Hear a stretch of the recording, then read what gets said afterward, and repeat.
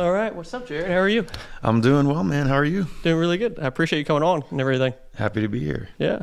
Is this, have you ever done a podcast or anything before? No, I haven't. Okay, cool. So don't worry. This is only my 8th time. So every day is a trial and error. Okay. So we're just going to go along and see how things go. Fair enough. Oh, yeah. If you can, do a small introduction of who you are and everything. Yeah. So, my name's Jared, as you know, and from here in Jacksonville, born and raised. Went to school here as well. Went to UNF for college.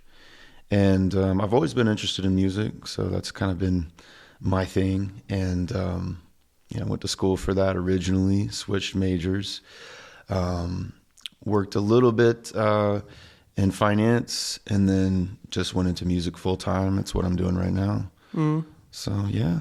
Yeah, it's really awesome. It's really funny, like how we actually kind of met. I saw you used to play at YPs like every now and then and everything, and it was like, oh, I gotta go ask this guy if he would ever want to come on to a podcast, because like you have definitely like a great musical touch. Like when you're playing the guitar, he can definitely hear the words coming out of the guitar and everything. Like so, you definitely got your touch to it, which is really cool. And I really appreciate music, so I was like, I gotta get this guy to come on. It'd be awesome. Well, thanks for saying that. Oh yeah. Yeah.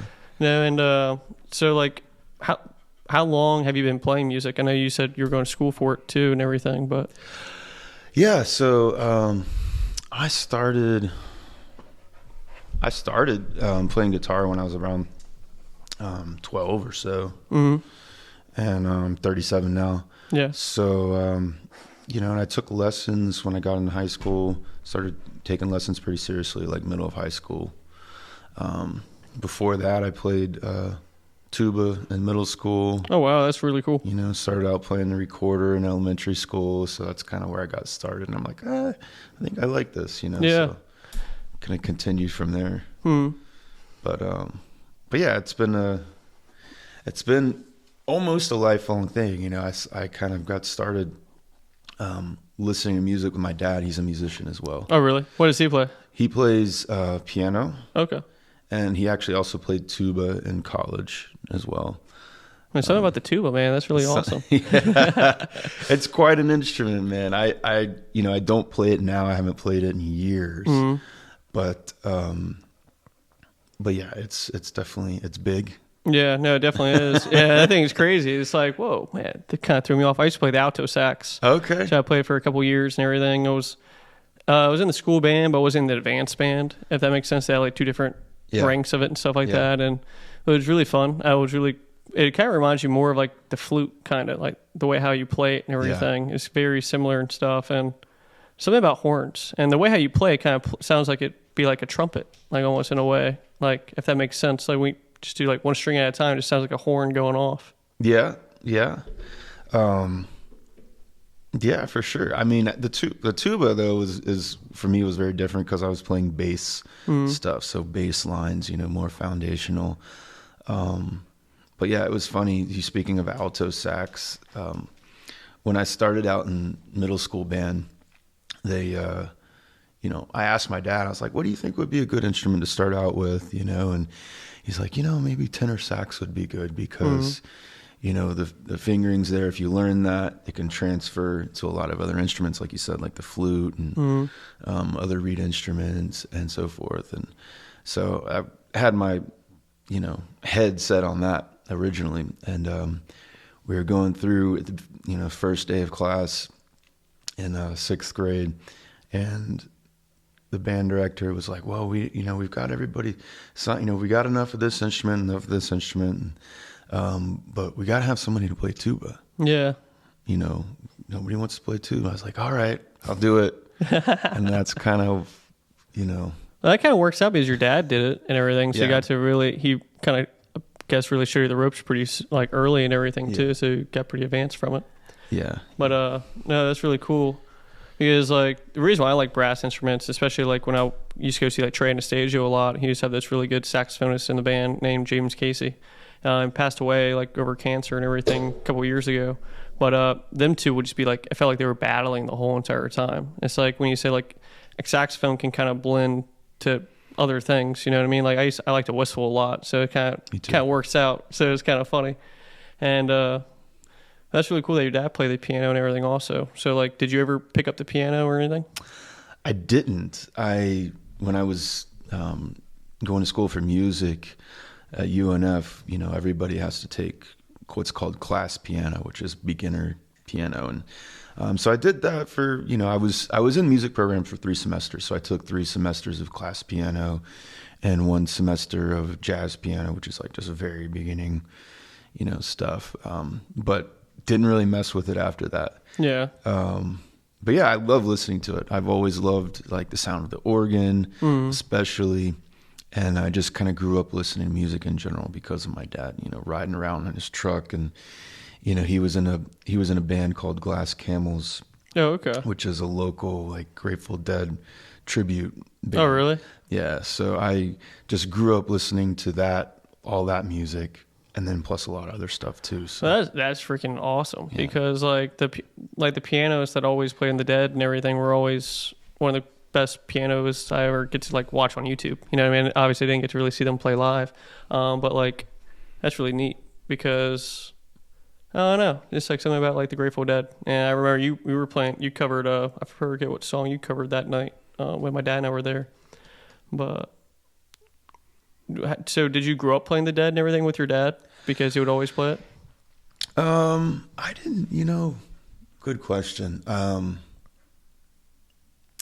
I didn't really start playing Dead music, I guess, until I started playing with the Glass Camels. This was after my dad already left, so this is like kind of later stage. Their heyday was more like in the 90s, mid to late 90s, and that's when my dad was involved.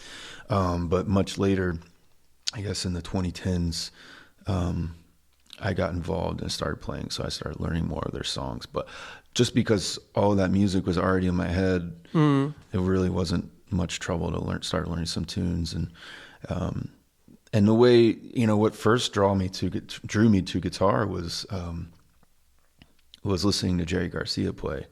So and not knowing what I was hearing, not knowing how they were producing any of this stuff, but it just sounded like magic to me. Yeah. I didn't, you know, I was just a kid. I wasn't going to their concerts or festivals or anything like that. It was just listening to the recorded music and just like, wow, could I do that? You know, could I make that sound? And he had a very particular way of playing and phrasing, which I guess is, you know, like you said, kind of horn-like. You know, he's very melodic. Yeah, it stretches out and everything a little bit, and you kind of hear that wave of sound kind of go in your ear. And it's like a sharp pitch sound too. So like, same with like Fish and Trey, like it feels like it's like a cat and mouse game. You kind of feel like you're part of a ride and everything. And hearing the Grateful Dead and Fish, like they're very orchestrated. And I never forget an interview that Trey said that the Grateful Dead was probably the best band of all time. Yeah. You know, just like how they could have their whole production and everything. They made it like a play and everything too, and a story. And it was just very neat because like with Jerry and everything, he grew up, as you know, probably, you know, playing bluegrass and jazz and blues and stuff, and just kept on transitioning to everything. You know, he was like a blend of it all onto one. And with his guitars, like Tiger and Lion, and I think one's, are they both called Tiger and Lion? I'm pretty sure. One was called Wolf. Yeah, Wolf. Okay, so it's Tiger and Wolf. Yeah, something like that. And I think there was like Alligator. I forget all the names. I used to know more, but yeah, man, they had quite a ride. Yeah, he had a looper and everything in his guitar, so he'd be able to do it with his hand and everything. It was pretty interesting. Yeah, that was actually he had a whole system where he came out of his guitar and it was buffered and then went into his pedals. And after the pedals, it came back into the guitar again. So he had a master volume after the pedals. Yeah. And then it went to his amp and in his guitar. And this is like in the later years, he had a MIDI synthesizer in there. So he could just flip a switch and all of a sudden he's playing trumpet or flute or whatever. And he messed around with that a lot, like during the 80s, later 80s and 90s. So it was really cool, like how like people like that can really experiment with music, because like it's like you say, you like to whistle and everything. Yeah. So like I feel that really corresponds with it, because that's what you're like really hearing in your head and you're transitioning it to the guitar. And like That's like, to me, I can definitely see things like that really working out for people, because like Jerry Garcia and guitarists like yourself and everything, like if you hear this song enough, you can play it. You know what I mean? Like that's why I kind of feel like if anyone just singing a song, you can just play what they're singing almost in a way, like just other tone and pitch and whatnot. And that's what really fascinates me about like guitar and piano, because especially with them two play together, it's kind of like infinite. You know, they can just keep on playing together just repeatedly, and it just goes on and on and on. And that's why I like the Grateful Dead, is when Jerry, I always forget the pianist's name and the Dead, but when they would be on one together, they were just on one together the whole entire time, and they were just in sync, and they were just like thrown in the crowd. And that's what was like very cool about jam bands, in my opinion, because people always wonder like, oh, like there's not that many words. I'm like, yeah, you don't need the words. The words are in the guitar, you know, all the playing and everything like that. You can kind of put it together. But yeah, they definitely they painted a picture with the sounds and also the words too. I think that for me that was a fun part, especially with the Dead, because they were very lyrically very, you know, very colorful. Yeah, they were on it together and everything too, especially bring like some chorus on like the girls and stuff like that, and bring it completely alive and stuff. Yeah, I mean, so like Jerry Garcia had a partnership with Robert Hunter. Robert Hunter wrote all the lyrics for Jerry's songs. So Robert Hunter would have lyrics, Jerry would have music, and he'd put it together. And but Robert Hunter's lyrics were just, you know, they evoke images in your brain, and they didn't always necessarily make literal sense, but like blending all these words and so forth together, you kind of paint an interesting picture and stuff like that. And everybody will see a different picture, you know, in their mind, of course. It's like going to therapy. Like they're just like saying like, hey, what do you see? Yeah, like the Rorschach test. I mean, exactly. Because I mean, it's an abstract art too. It's like, you know, if it's vague enough, if it's ambiguous enough, or just, you know, abstract, it brings out whatever's inside. You project onto it, you know. Yeah, like their like Jack Straw album. I'm pretty sure it's the album, the one with the ice cream cone like hitting the guy in the head. Yeah. And everything, and like that is interesting because like it's kind of one of those things like, oh, they're that good. Like, or how have I been missing them my whole entire life and things like that. The first time I saw like Dead and Company, I just like know that's Bob Weir's guitar. You know what I mean? It's like, I'm like, holy cow, how have I been skipping Dead and Company for 5 years when they started like in 2015? Like the first time I saw them was like in 2020. And I was like, dang, I missed 5 years of their tour. Like, that's crazy. Just so like that sound still around. Because I wish I could have seen Phil Lesh. Like that guy was just kind of like a scientist, like out there and everything, just like playing the bass. And it was such a really, I can't really remember the story so much, but like how Jerry and him met. And I'm pretty sure he was an engineer and everything. It took a while for Jerry to like kind of recruit him to the band and stuff, like to create a band and everything with each other. And he would always praise how musically talented Phil Lesh was. He's like, we got to get this guy on here. Yeah, the funny thing about Phil Lesh is he wasn't a bass player. He had never played bass before. You know, he played, I think, trumpet and cello or something like that. And, you know, definitely didn't play bass, nor did he play rock music or pop music. So they just kind of got him a bass, and, you know, within a day or two, he pretty much figured out where the notes were. And he did a 6-string bass too, didn't he? I'm pretty sure. I think so. Yeah. I mean, he had a very, you know, unique basses, you know, custom basses and all that. And the way he played was just completely unconventional too. Yeah. And so he didn't really play bass. He played as if he were kind of like playing the guitar almost in a way. Like those three together and everything corresponding together was like very cool, because like they brought funk into different vibe and stuff like that. Like they actually like showed people what funk really was, kind of like back in the day, and bring it back in. They said funk's not going to die. We're going to keep the funk going and stuff like that. Yeah, Phil played as if he were like in an orchestra, and he was one of these voices in the orchestra, and they were all like, you know, playing off of each other, like point and counterpoint. So if you listen, and Jerry Garcia, you know, he said in an interview once that he didn't realize exactly what Phil was doing until he listened to like an isolated track of the bass and sped it up like 2 or 3 times speed. Oh, really? And then he could tell like it was all, his bass lines were all just like one big long melody, you know, that just stretched out over like the whole song. So, he's like doing some sacred geometry in his head and just creating the wave and everything like that. Yeah, he was thinking in a whole another way than, you know, any other bass player. So they were very unique, and the way their band worked together, and the drums, you know, having 2 drummers at least most of the time, you know, was it's like Bill Keimer, Mickey Hart, and stuff like that. Them two was very cool, especially when they would play like the song called The Drums and everything. It would be like outer space almost in a way. It's like the longest drum solo of all time. You're like, whoa, I'm in this vortex now. This is cool. yeah. Well, that's really. What's your favorite Dead song to play? Do you have one? Or kind of all of them were just great? It depends. I've always really liked Birdsong. We play, I forget how many we play in Lunar Thunder. We've got like 3 or 4, maybe 5. But yeah, I mean, the thing is though that any song can be, you know, the nature of jam band and the nature of Grateful Dead is that the song is kind of just like a platform for, you know, inspiration to arrive and do its thing.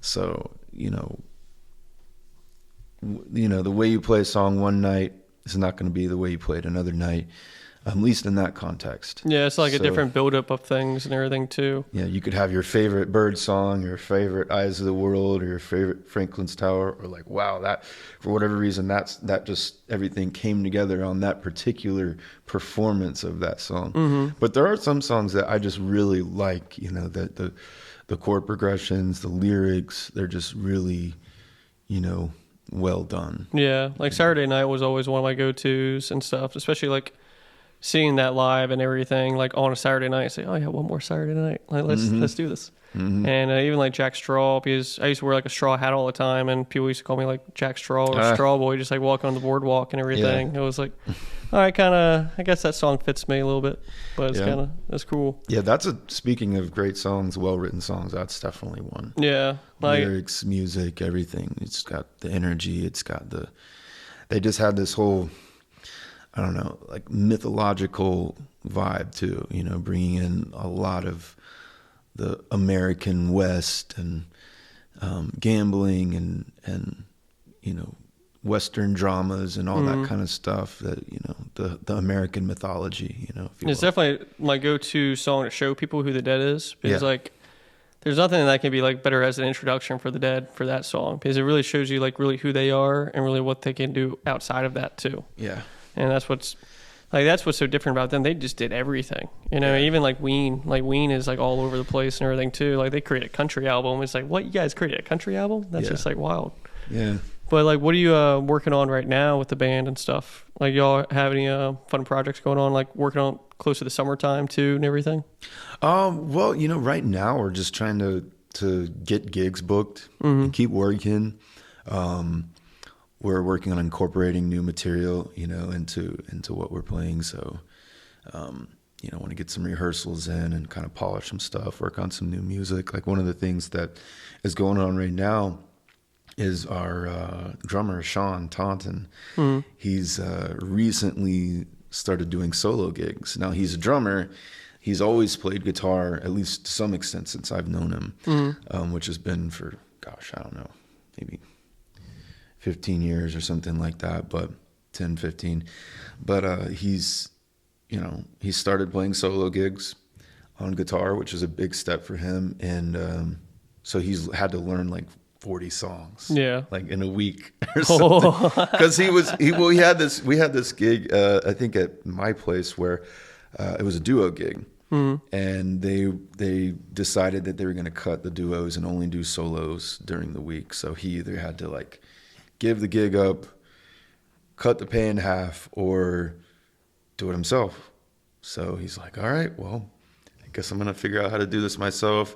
So he's learned cool. all these new songs, and it's Lunar Thunder is a cover band. So we're talking about cover music here, but he, so he's learned a lot of like newer top 40 stuff that we've been learning, which has been fun, interesting, and as well as just some classic rock stuff, some Tom Petty stuff. So it's been good. There was some missing pieces that that's added to the puzzle. So we're kind of working on incorporating those songs, and but yeah. So we'll see. Y'all ever work on like things like themes, kind of like in a way, like try to have like a theme of what you're doing that night? No, I wouldn't say not usually. But if it's a special case, special night, we might try to do something like that. I mean, there has been some talk. Sean's been talking about trying to book us down in Key West, and maybe marketing it as like a Grateful Dead type thing, which means, I mean, we've all played Grateful Dead stuff, but that would be kind of cool.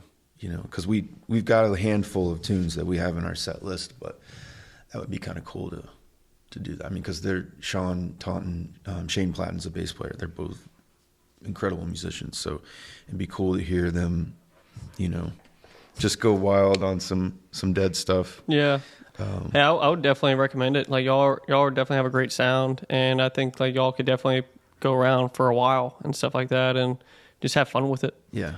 Always ask everybody. Like, they might have something booked, but hey, if this guy cancels, just let us know and everything. Like, we're only so far away or something like that, and just charge it. Like it's crazy how things like can happen like overnight. Like especially like people always say like Nashville, Tennessee, and stuff, but I feel like that's really anywhere. It could just take one day, one person really goes see you, and then they send it to somebody, and it just becomes a domino effect. Do y'all make any CDs or anything like that? No, not right now. Yeah. I mean, Sean and Shane have been a part of groups, and they have a group called Cluster, which they do original music, and they're recording stuff and all that. But this group, no, I mean, thus far it's been strictly covers. Yeah.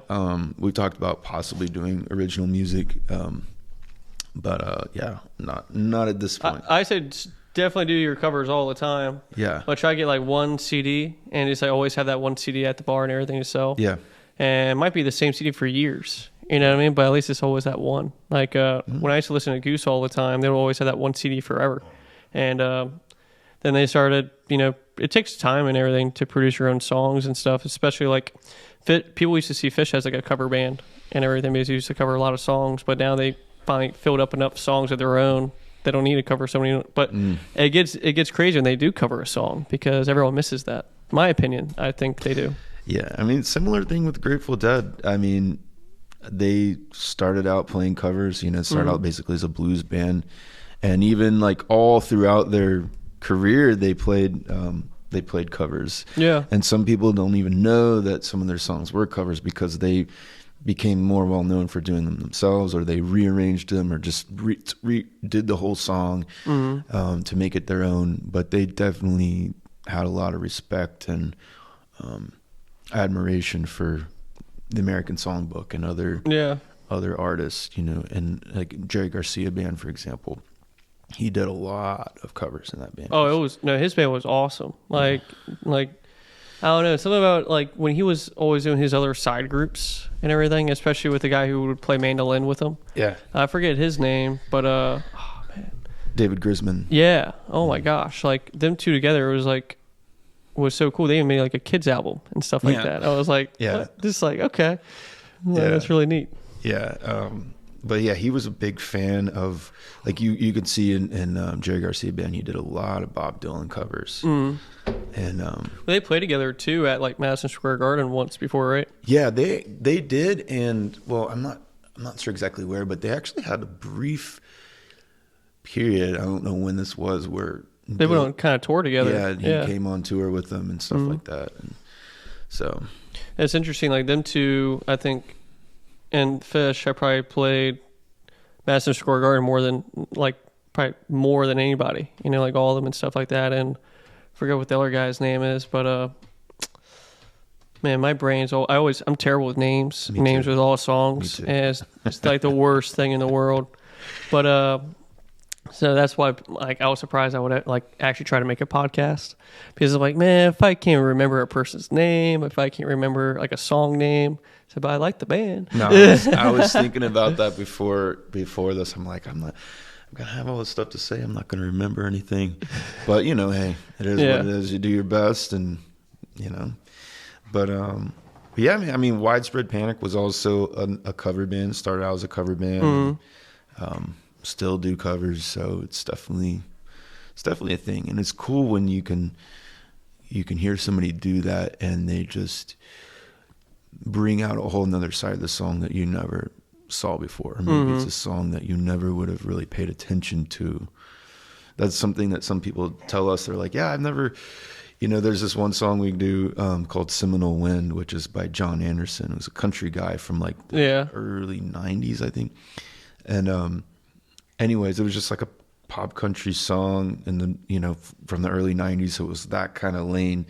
I mean, it's popular with Seminole fans, FSU fans, but we had a couple people tell me like, I've never heard that song before until you guys played it, and that's when I became a fan of that song. Oh, that's wild. And they're like, yeah. And then I went to listen to the original, but like I like the way you guys did it better. Which I'm not saying we do it better, but it's cool when it can happen like that for people. Yeah. There's certain songs that Garcia covered that I never would have been aware of otherwise. And then I go back and check out the original artist or people that have covered it and the stories of the songs. Because a lot of the stuff he did was like older music too, stuff from the 40s and the 50s. I know. Like that's what even like stuff he was old stuff like Indian music and stuff like that. He found like heritages and stuff like it's just like crazy, and like bringing back like old Spanish music too that was like passed down from ancestors and stuff like that. I was like, this guy is going down like history books and just having fun with it. Then he would even like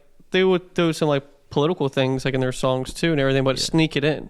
You know what I mean? Like, but like have your own thought of it. You know what I mean? Like, and that's like interesting. But like I like how like you said, like for some bands that can do covers and you can hear it like a completely different way, and you like it even more. Then you go look back on the older songs like Taking Care of Business, like when Fish covered that like in Hampton back in the day. It's like, whoa, like I never heard this song before, and now it's like one of my favorite songs. And you're like, you thought it was them, and it's like, oh no, this is like back in the 70s and stuff like that, or the 80s. And then like when Goose covered like Man in the Mirror by Michael Jackson, and it's like, whoa, what a curveball. You know what I mean? Like I never would have thought they would be busting out Michael Jackson. Yeah. Then you're like, okay, now that's one of my favorite songs and everything too. Singing in the shower. It's like, you gotta take care of that guy in the mirror. You know what I mean? Like you're focusing on the man in the mirror every single day. It's always you. Yeah, man. I mean, that's the thing. Sometimes we will just dismiss a song because it's not stylistically what we're into. Or doesn't grab us musically, but there's messages in these songs that are really deep and really applicable. I mean, that's Garcia had some songs like that where he just like there's this one song called That Lucky Old Son, which I don't even know who originally did it, but I think the oldest version that I had heard, it was this guy Frankie Lane. It was recording from the 40s, I think, maybe 50s, but I think 40s. And, some other people that covered it, a lot of people covered it, Willie Nelson, I'm drawing a blank. What was it called again? It's called That Lucky Old Son. That Lucky Old Son. And it's, it's basically about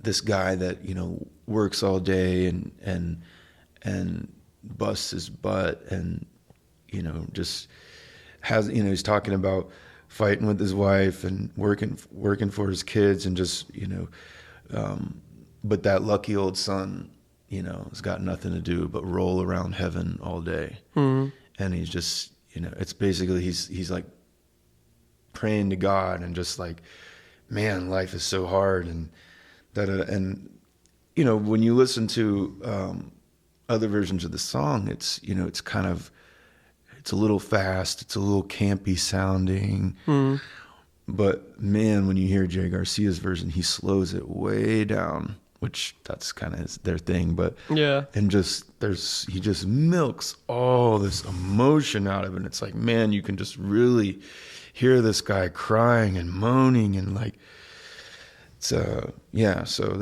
it's pretty cool, because there's songs where there's untapped potential in some songs, you know. Especially like when you're hearing it live and everything also, or when they're playing it live. Because like when you're hearing like a studio album, it's like you hear like their best of it, but you really don't hear like the feeling of them like actually like going through it, if that makes sense and everything. And it's like you couldn't paint a better picture of like Jerry really stretching it out and letting everybody feel the whole entire thing. Group, yeah, chill out. Always anxiety. Sure, the thing was still on. But that's why I love. I know that would have been terrible. It just turned off. I know. I touched the XLR for a second. I right-clicked, but it's still in there. No, you're good. So I'm just kind of moving around a little bit. So I'm trying to get the mic to follow my mouth. Like I always hope sometimes it just like I'm always scared it'll just turn off and we just talk for like 2 hours. You're like, darn it, we gotta do this all over again. Or like there was one time I actually did it all by myself and I didn't have the soundboard plugged in. Mm-hmm. So like I was just talking, there was nothing on there. So there's like no sound or anything. I was like, oh man. Well, you know. Chill out. That's life. Sometimes. No, life is fun. It's like every single day, like you never know what's going to be in front of you. You know what I mean? Like, especially doing something like this, like it's really awesome because we don't really even know each other at all. You know, like it was kind of like just jumping the gun. I'm like, hey, this would be really fun. You should definitely try to come on. And I always thought it would be like a good idea, like get like a dating app and put on your caption, like, yeah, it's looking for first dates on a podcast. But like that's honestly it's one of the best ways to really get to know somebody, like, and everything also, and finding some people who have some really great talents like yourself and everything. And we have a lot of similar things that we like and everything, even though I can't play, the guitar. I do dabble with it, but I only know that like the cowboy chords and stuff like that. Nothing wrong with that. Yeah. It's like Jimmy Buffett, he said, it's like, I became a billionaire off 4 chords. And he's like, I didn't really play that many chords. I only played like 4 my whole entire life. It's all about how you use them, you know? Mm-hmm.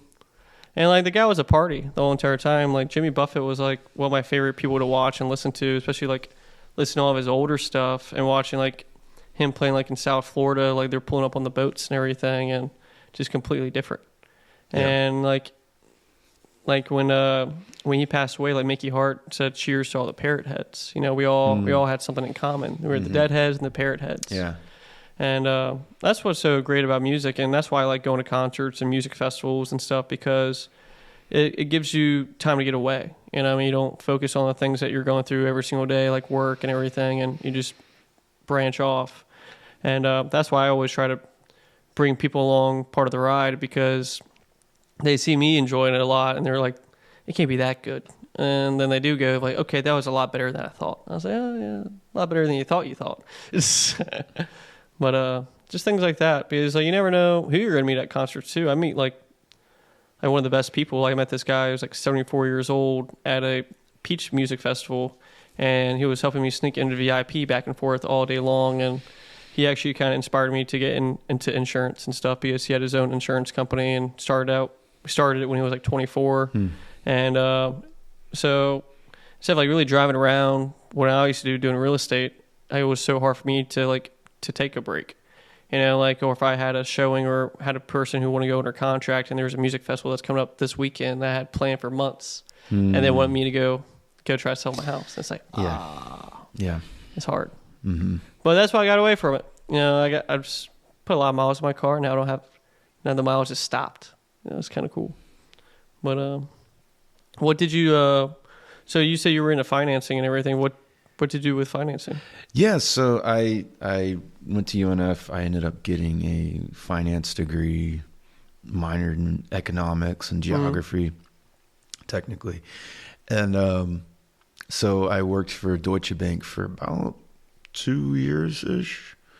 I was a contractor there, so I was like, worked there for 6 months, and then,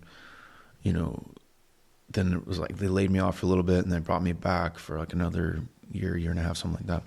So it was about 2 years, all in all, and nothing too exciting or spectacular. It was kind of like back office stuff. So I was working in their loans department. Yeah. So like they write all these loans in New York, and they send down all that stuff to Jacksonville, and they handle all the back office stuff. So I was like handling like do all the shuffling around, processing and everything like that. Physical paperwork and stuff, because you actually have to store those documents.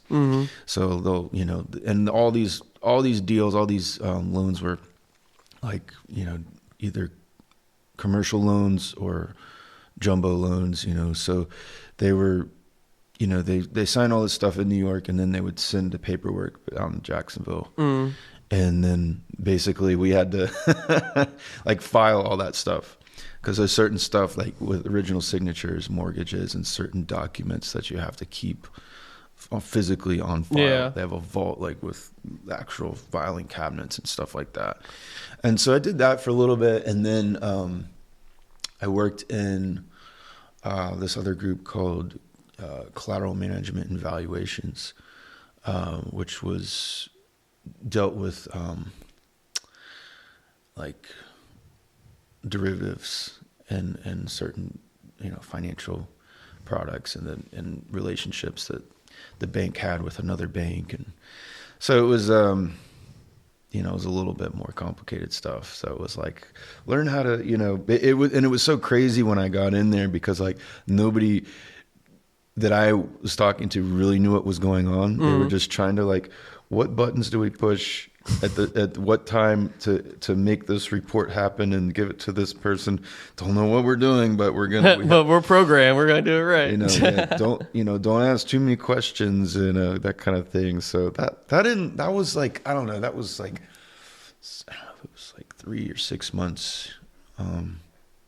But yeah, that was kind of rough. Didn't go too well. Yeah. But I mean, I did my best with it, and then they brought me back at the loans department. I did that for like a good year, couple years, something like that. But it just wasn't, it wasn't something that I was super excited about, super motivated about. I mean, it was definitely good as a means of income. And also you got to learn a lot about finances. Like, I feel like we should really be teaching that more like in school. Yeah. And stuff, because like, especially like knowing equity, knowing how to leverage things, and just like knowing what interest rates are like in high school. Because like, especially like when people go to college, they'll get like a college credit card with some massive interest rate and everything on top of it and stuff. And they don't know what they're buying. Well, they know what they're buying. They're just buying alcohol and booze and stuff like that all year round. And at the end of the 4 years, they're gonna have to start paying all that back. They're like, why did I buy 5 cases at that party that day? Yeah, I mean, a lot of that too. I fortunately kind of learned just growing up. My parents were pretty. Hold on 1 second. Yeah. Grab him something. Yeah, chill out.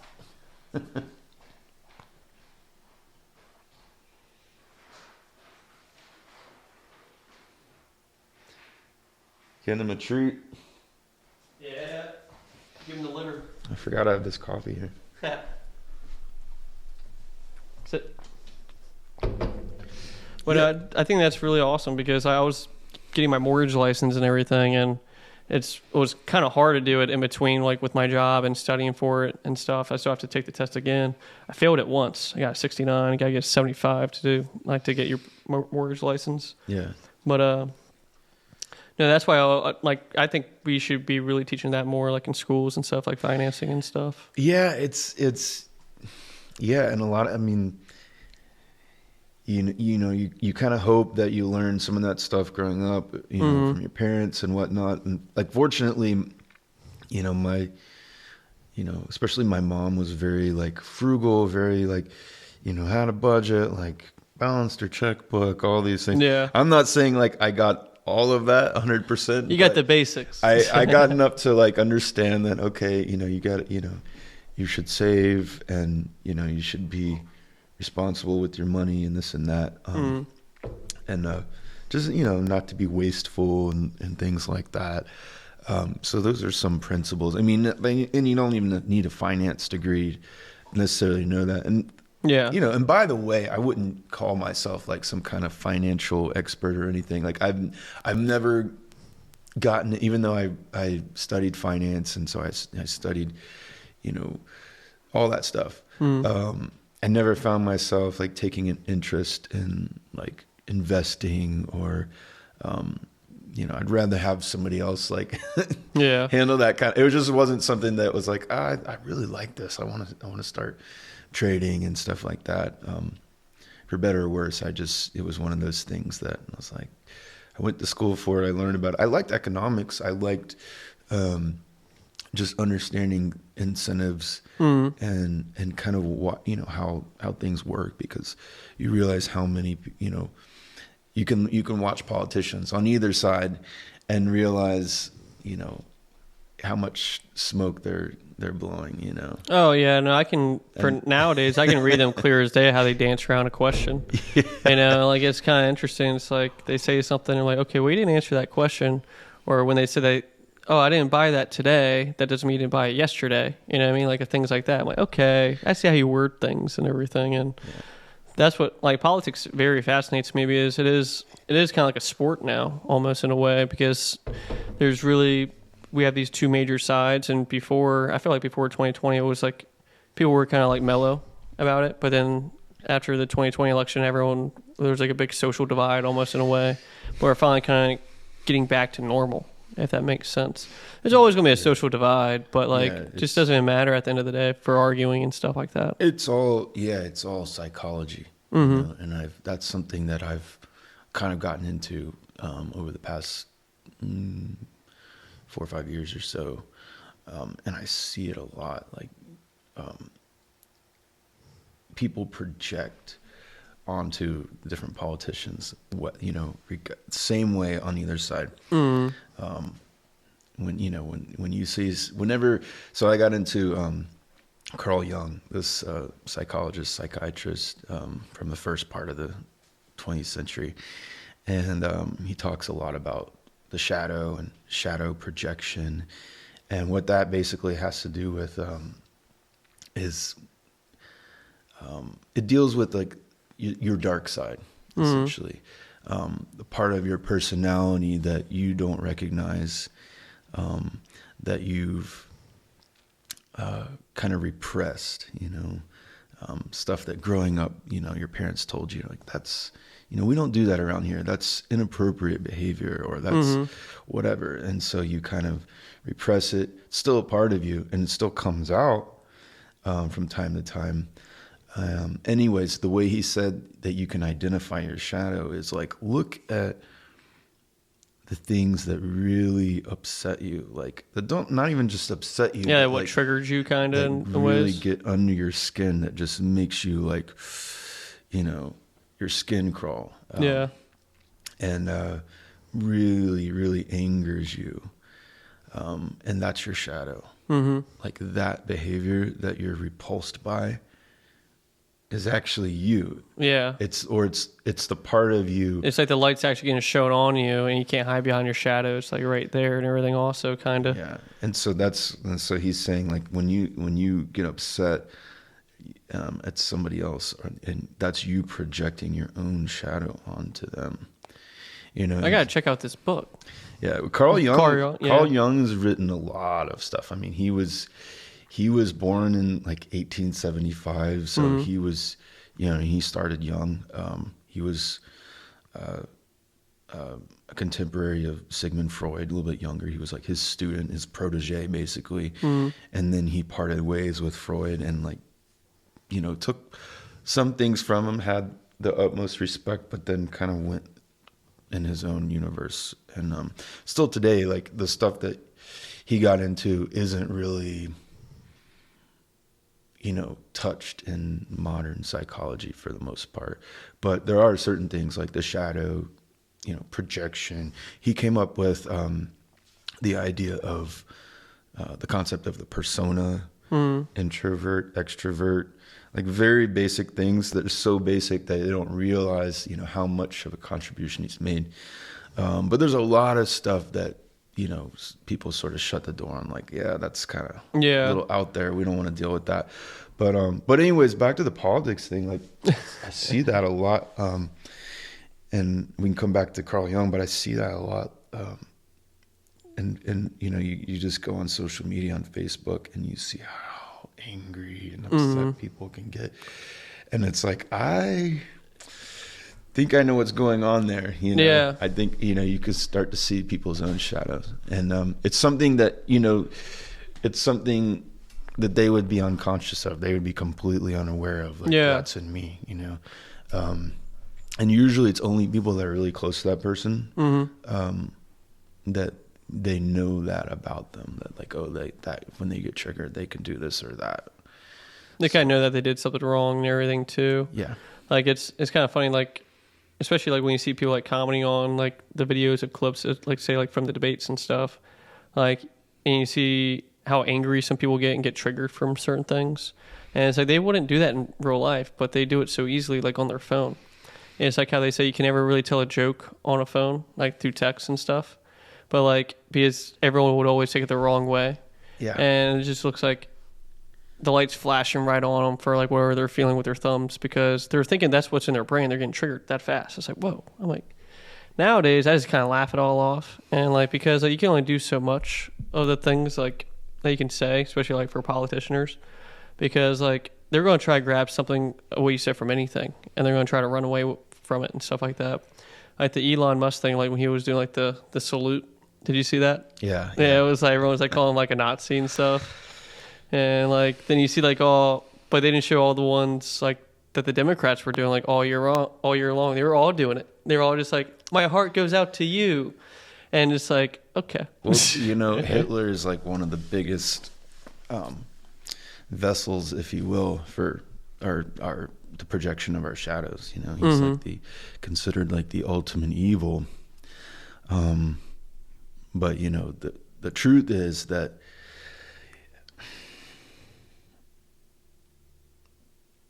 you know, Hitler and all the people that followed him, they're people just like us. Oh, I know. I mean, maybe I'm not saying that we're all just like Hitler. That's not what I mean. But you know, a lot of people went along with it, and they got swept up in that. Yeah. But yeah, but nowadays it's kind of just used as like, you know, the ultimate insult. You know, what's the worst thing you can say about somebody? But yeah, I don't know. I mean, I watched it and I'm like, yeah, I could think it looks a little suspect. But I mean, I don't think that I seriously doubt that if he had like some kind of Nazi agenda, that he would be trying to broadcast it like that. Oh yeah. He probably wouldn't want to tell people about it. But the guy's just like a moving meme the whole entire time. Like honestly, like I think he's like a Sim character if you ever play like Sims. And that's what he reminds me of. I've seen people play it.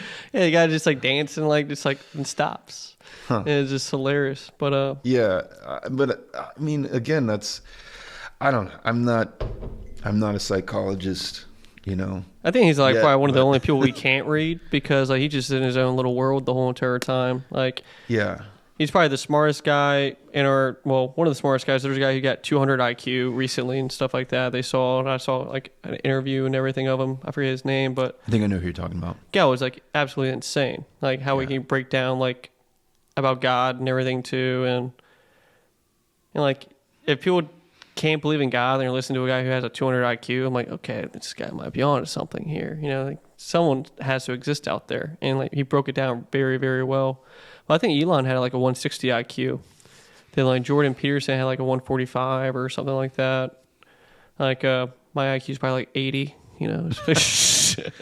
Well, you know, just like the cowboy chords, it's all about like what you do with it, because there's all the time there's probably who knows how many hidden people that nobody knows about that have these super high IQs, but you know, just never got out there, never wanted to get out there or needed to. So it's kind of, you know, what you do with it. It's like, yeah. Like I always say, like my dad always said, because he wasn't like the biggest talker, but he was very good at everything he did. And he would always say, like, if I can just like talk like you or branch out and give myself in front of people.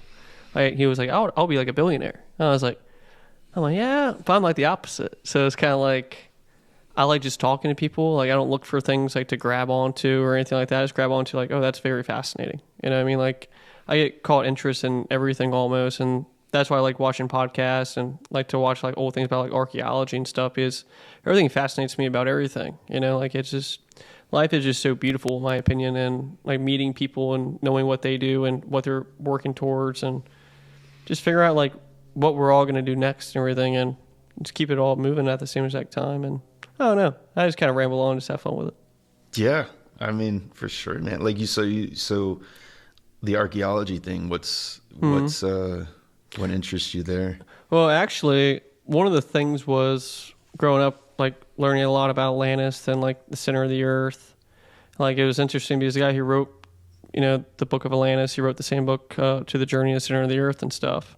And I was looking very into that because I was always very fascinated like with the Egyptian stuff, and like Hitler, who was always looking for where the Atlanteans went. Apparently that was like his biggest hunt and stuff, and that's why he sent all of his soldiers to like Antarctica and to map it and everything like that, because he saw the world like kind of like an eyeball. And so he was looking for the center of the earth because he thinks that's where they went, and they covered themselves with ice. And because apparently Antarctica used to be all green, it used to not really be all ice and stuff like that, and it's like miles and miles of ice. It's pretty insane. And the way how he looked at it like as an eyeball, because if you put a needle through an eyeball, your pupil, you don't feel anything. And so he saw the hollow earth would probably be there.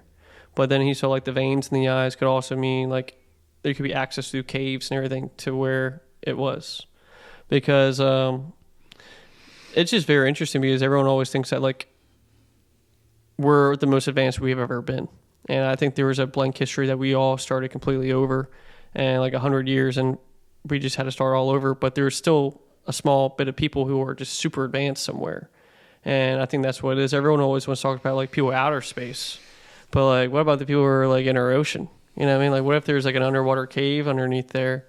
There are like miles and miles and miles, underneath some crust of a country and stuff like that. Yeah. Yeah. Did you, some of my favorite Rogan podcasts are with Graham Hancock and Randall Carlson. Yeah. Carlson talks a lot about sacred geometry. He's got a sacred geometry course online, which is very cool. Yeah. Yeah. It's very interesting stuff. Very interesting stuff. Yeah, Graham Hancock they love Göbekli Tepe, which is like what they know is like the oldest civilization that we know, and could be a couple of thousands of years older than the pyramids that we think of possibly. Yeah. And it's interesting because we only discover like maybe 0.5% of what's there, and we can't really check out more. Because the people who own it's the World Economic Forum. So they own all that land, and it's very interesting because it looks like, well, Graham Hancock said looks like they planted trees over top of it and try to say like to make it look nicer. I forget what they did, but they were trying to cover up something, and they won't let you explore anything else. Yeah, Göbekli Tepe is super fascinating to me because it's like, it was like 12,000. It's either 12,000 BC or 12,000 before present, something like that. But just like way, way, way older than, any other megalithic structures that we know about. Like way, way, way older. And just when you find that, it's like, it just opens up more things. It's like, well, what? Yeah. It's, yeah. And the carvings that are on there, they got people mixed with animals and everything like that. And like, it kind of makes you think, because if we look at like a lot of the older civilizations, like the ones that fallen, they all have fallen from like when they got confused with sex. When genders didn't really exist, so they all just fell because they were just arguing the whole entire time about sex. And if you look at Göbekli Tepe, it looks like they were doing experiments with people and animals, like mixing with stuff like that, and they could have fallen from something like that. But like, it's interesting because when they talk about carbon dating is very interesting when you're looking at rocks of ages and stuff, because it could a rock can get heated, like hotter than something, and it makes it older, if that makes sense. So when like an art forger, for example, they paint like a picture they put it like in an oven and they can make it like 20 years older. So that's how like some master forgers, it's hard to even tell if it's really forged or not, because they know how to make it age, and they're like, well, it is this age, and like it's like little things like that. But now they got AI, so now they can see like every little brush, so they can just like tell like, okay, that's definitely not him. He didn't have that on there or something like that. Yeah. And that's when it gets interesting, because like that part, Göbekli Tepe interests me, because like the people who own the land, who what their plan is for trying to control the world, from what they want to make it seem like. I don't know if it's good or bad. Obviously, it's probably bad if you want to control the whole world. But I don't want to say it's fake, but like I wonder if it is kind of fake, because they make it seem like there's so much rock and stuff like that underneath there, and they can't discover it.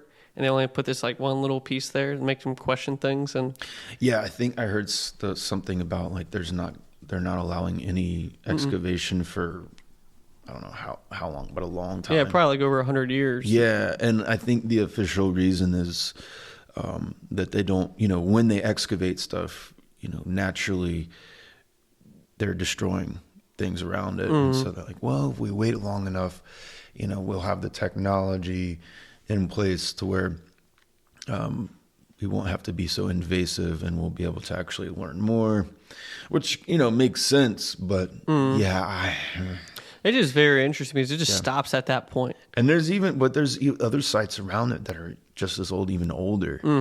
I forget the names of some of them, but yeah, the Göbekli Tepe apparently is just one of many sites in that area. Yeah, that one. Yeah, they like lasered it all out so they can see like it all. And that's what's so crazy about like the technology now. Graham Hancock was saying like how they're just going over like the Mayans area and stuff, and they're finding more like spots there that they never would have thought of. Yeah, with the LiDAR technology. Just depends, like, wonder how far we can start putting these lasers in the ground. Man, the kind of technology and civilization they had back then is wild. Like I was recently in Peru, and I saw this site called Sacsayhuaman, which is where they have these giant, it's this fortress that the Incans made. It's in Cusco.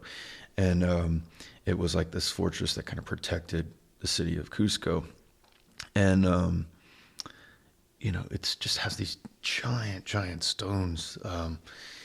And they fit together in these really strange ways, like that. To where, each stone is like custom carved to like literally fitted perfectly and everything. Yeah, and it's not just like square or rectangle blocks. They're like weirdly shaped. I think I've seen this. It's like a wall, right? It's kind of like a trench wall that they built, kind of. Well, there's a lot of them. It's a huge complex. It's a huge fortress. And like they're all like misshaped and everything, but they all fit in that exact spot perfectly. And everything. So it's like, it's just, you can't even put like a piece of paper in between it. Right. It gets so tight and stuff like that. And you start seeing things like, okay, what made them how could they do this? How and why? And the thing that's really interesting to me is, they think that might have actually been pre-Incan. So in other words, that the Incans found that and then built on top of it. I watched, Graham Hancock's last thing, the Ancient Apocalypse, season 2. And they talked about that. And I went with a buddy of mine there, and we went to that place, Sacsayhuaman, but we also went to this other place called Uchi Cusco, which is like very like off the beaten path. Most tourists don't go there. And it's like this 2-hour hike up this mountain, and you can actually see a lot of it is just like roughly cut blocks, they're kind of roughly square or round or whatever, and they're stacked up, and it's pretty rough cut, looks like, obviously could cut stones, but it was nothing like the exactly, fitting stones of Sacsayhuaman. But there's like this one area in the middle where there is that, and you can see kind of a mix of the two different styles. And so, what I was hearing about was that, like sometimes you see these form-fitted stones, like perfectly cut, huge, megalithic stones, and then these like more rough cut stone stacked on top. Yeah. And so the idea is that the Incans found this stuff and then like built on top of it. And, That's pretty much what they think about like Egypt and stuff like that too. Some of them do and everything. They think the Egyptians just discovered it, and like they don't even know who even really built it. They could just put things on walls while they were there. And you know what I mean? Of what they think of what could have happened, and it could have just already been there.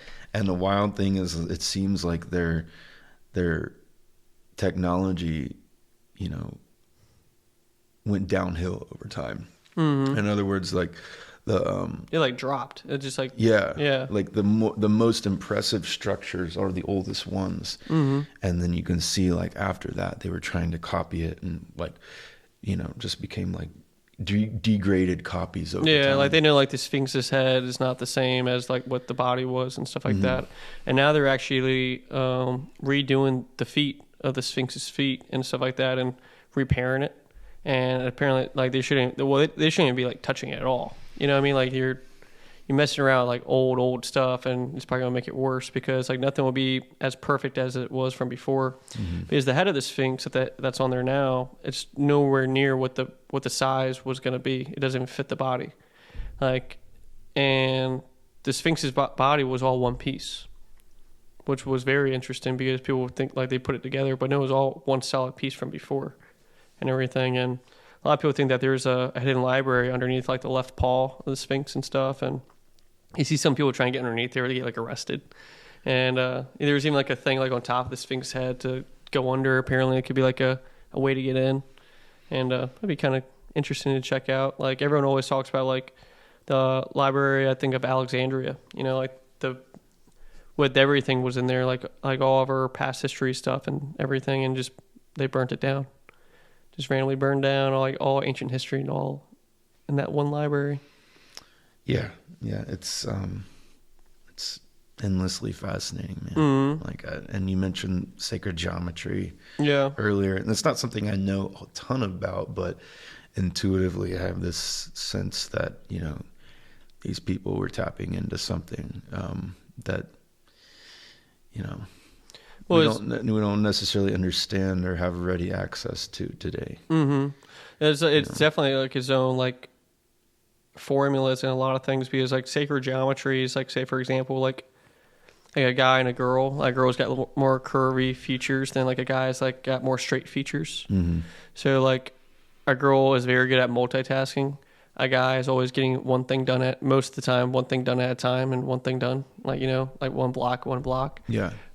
Girl might be doing everything all at once, but still can get it done. Yeah. You know what I mean? Like, and it's just very interesting to me. It's just like the way how things are formed, like of that nature, like same with like Fibonacci, and it kind of corresponds with each other, like Fibonacci, sacred geometry. Do you know what Fibonacci is?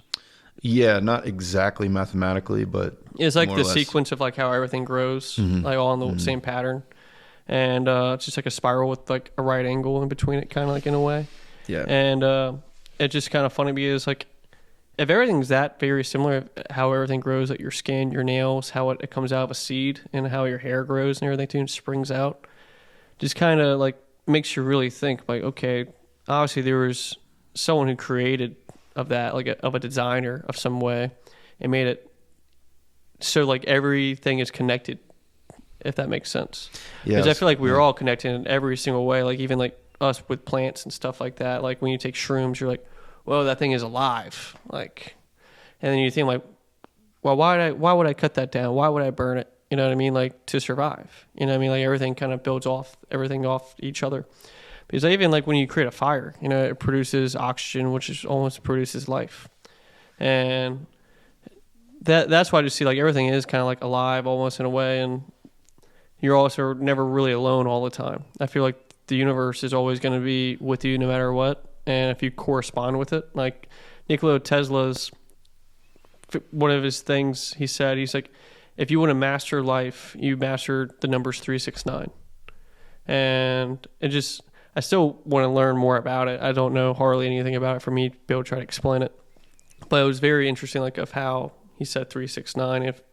Because we look at sound waves, we look at like electrical waves and stuff. It's just how everything branches off each other and everything. And that's why how I see things like, oh, well, we are kind of like all one together almost in a way.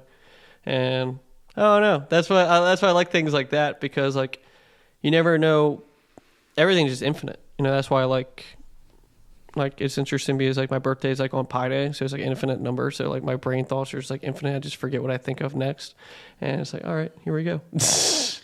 Yeah, it's very interesting how mathematics, you know, how we discovered that by basically, you know, it's a means of counting. You know, we give a name to a quantity, but unlike other names that we give to things and objects, you know, we find that, actually, but with numbers, they're more than just that concept. They're actually, it's a reality that's out there independently of our name. You can't mimic them, you know, like you can't mimic numbers.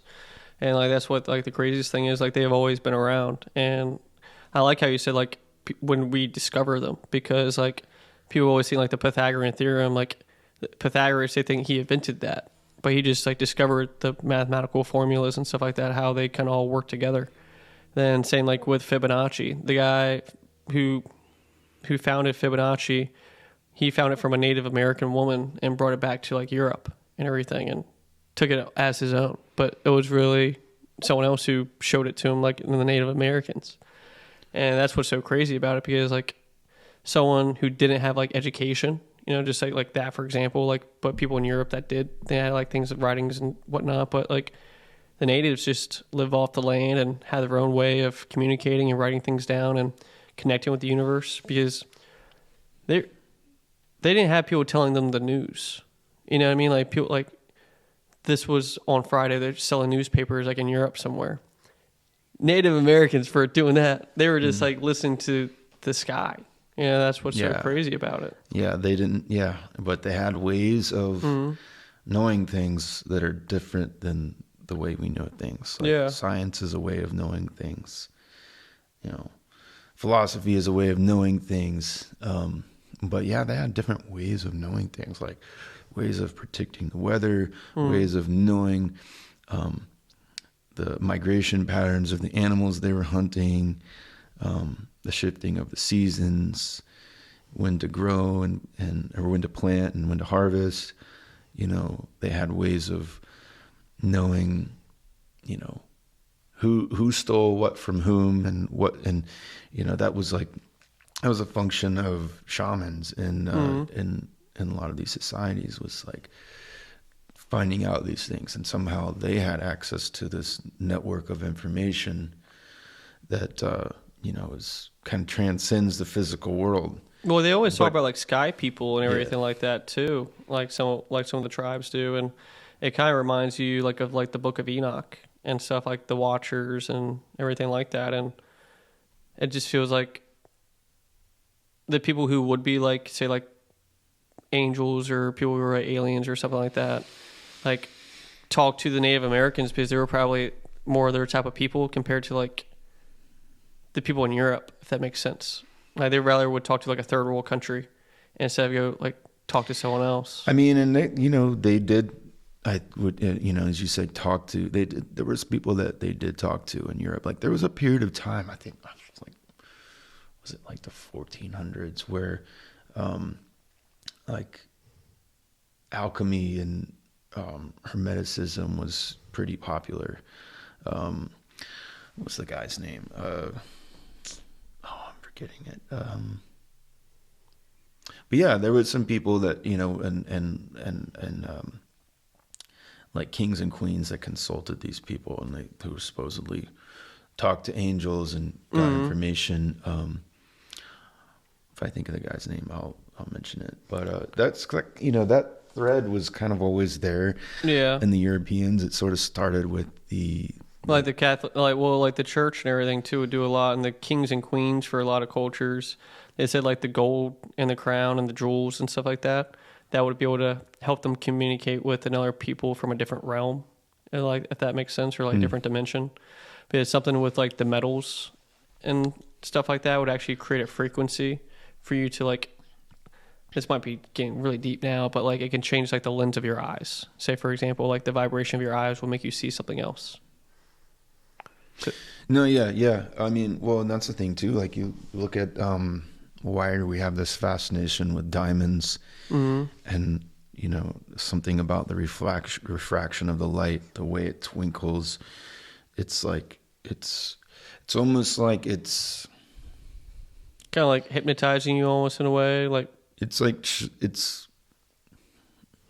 just figure out how to put this. It's like showing you a little snippet of what perhaps another world looks like, you know, another side of reality, you know, maybe more of like, you know, the divine reality.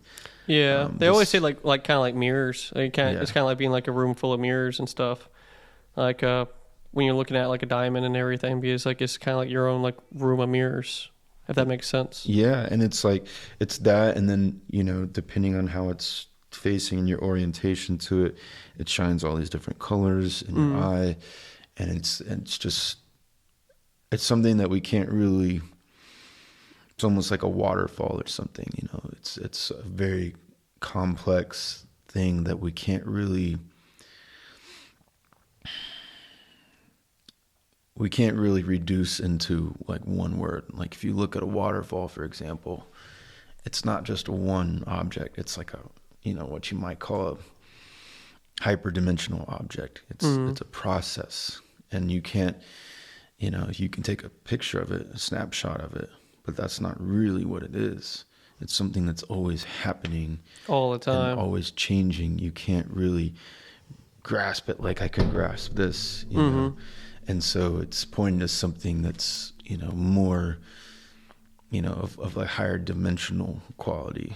Yeah. You know, same thing like when you look at a sunset, that's why there's certain things that we're just like, oh, and we just are, you know, want to just sit there and look at, you know, and like a waterfall too. It's like the sound, it's the appearance. And it's always like a different sound too, because like if it all flows out differently every single time, all the water things are always different, so it's always like gonna be different all the time. Yeah, and it makes, you know, what's called white noise or brown noise, you know.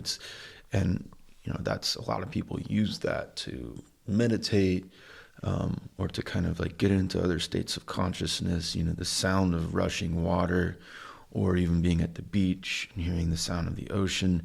Because think about, like, there's so much going on, like every little particle of water is moving in all these complex different directions, to where like the sum of all of that is just, it's like all unexplainable too. Like you can't even pinpoint of what it is, kind of almost in a way. And like it's kind of funny, like hearing like ocean, like hearing the waves crash and everything like that, and seeing like the waves is kind of like you just never know like what's gonna happen out there. You know what I mean? Like I say, like looking at a waterfall, something could be, a fish could fly out of there. You know what I mean? Like something that could be falling at the same exact time, and that would create a different sound. You know, like, I don't know, it's kind of interesting. Waterfalls are very awesome because I've only seen like maybe 2 in person and everything, and it always makes you think what's behind that waterfall. You know, like could there always be like a cave behind there, or just something? You know, like is that why there are waterfalls? You know what I mean? Could there always be some geocache maybe hidden somewhere over there or something like that? And the tallest waterfall in the world was in China. I don't know if you knew about this or heard about this. I don't think so. So like it was one of the, I guess like one of the wonders, they called it, like, of China. And they found out it was a man-made waterfall. They found a pipe shooting out the water. So China made their own fake waterfall, and they made that. It's like the craziest thing. Someone like went over and took a picture of it because he saw the pipe, and just went like everyone, like China was deleting the videos everywhere because like that's what it was, a tourist site. People were going to go see the tallest waterfall in the world, and it was just fake. Yeah, I mean there's this place in Georgia called Providence Canyon, which is it's not fake, it's an actual canyon, but it's interesting because it was all caused by like erosion from farming. But it's really cool looking. But yeah, like the waterfall, the ocean, with the sunset, these are all like super complex processes that we just, you can't, you can have a word for it, but something about sitting there and just beholding it, you know, just taking it all in, not just watching it, but just like being there with it. It's like, it's sort of, I think the reason why it's such a thing is because, you know, it takes you out of your rational mind. Yeah, you're kind of like sinking yourself into it too, with that sound it's projecting, or like the frequency it's projecting and everything also. Because it can totally change your whole entire mood and just get you out of that spot that you're in. Or like being outside and looking at looking at, you know, being in the mountains, and where you get up to this vista where you can just see out over everything. Like I did this hiking trip on the Appalachian Trail, a part of it.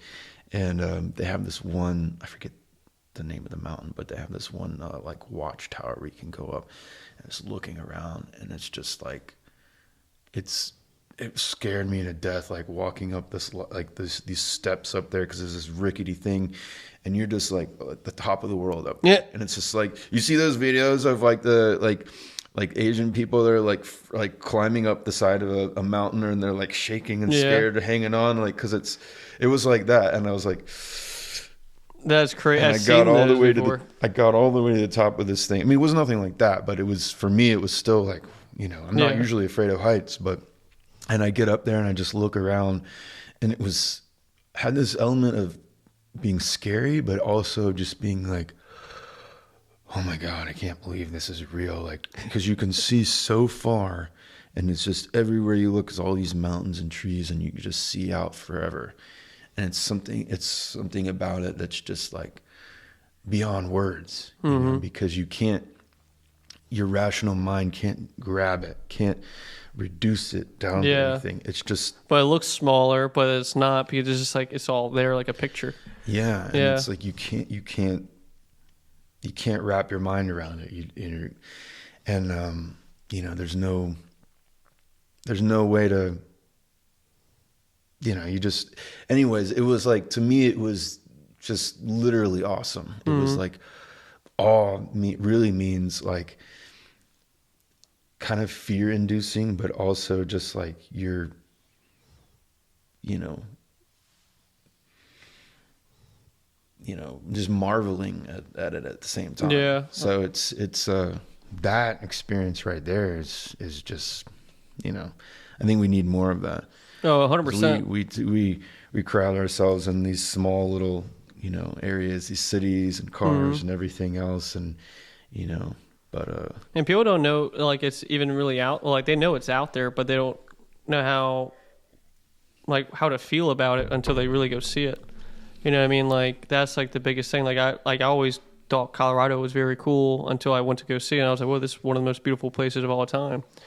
Driving, like, everywhere is like a 2-lane road, and which is, you're driving around like on a side of a mountain. It's like a moving picture.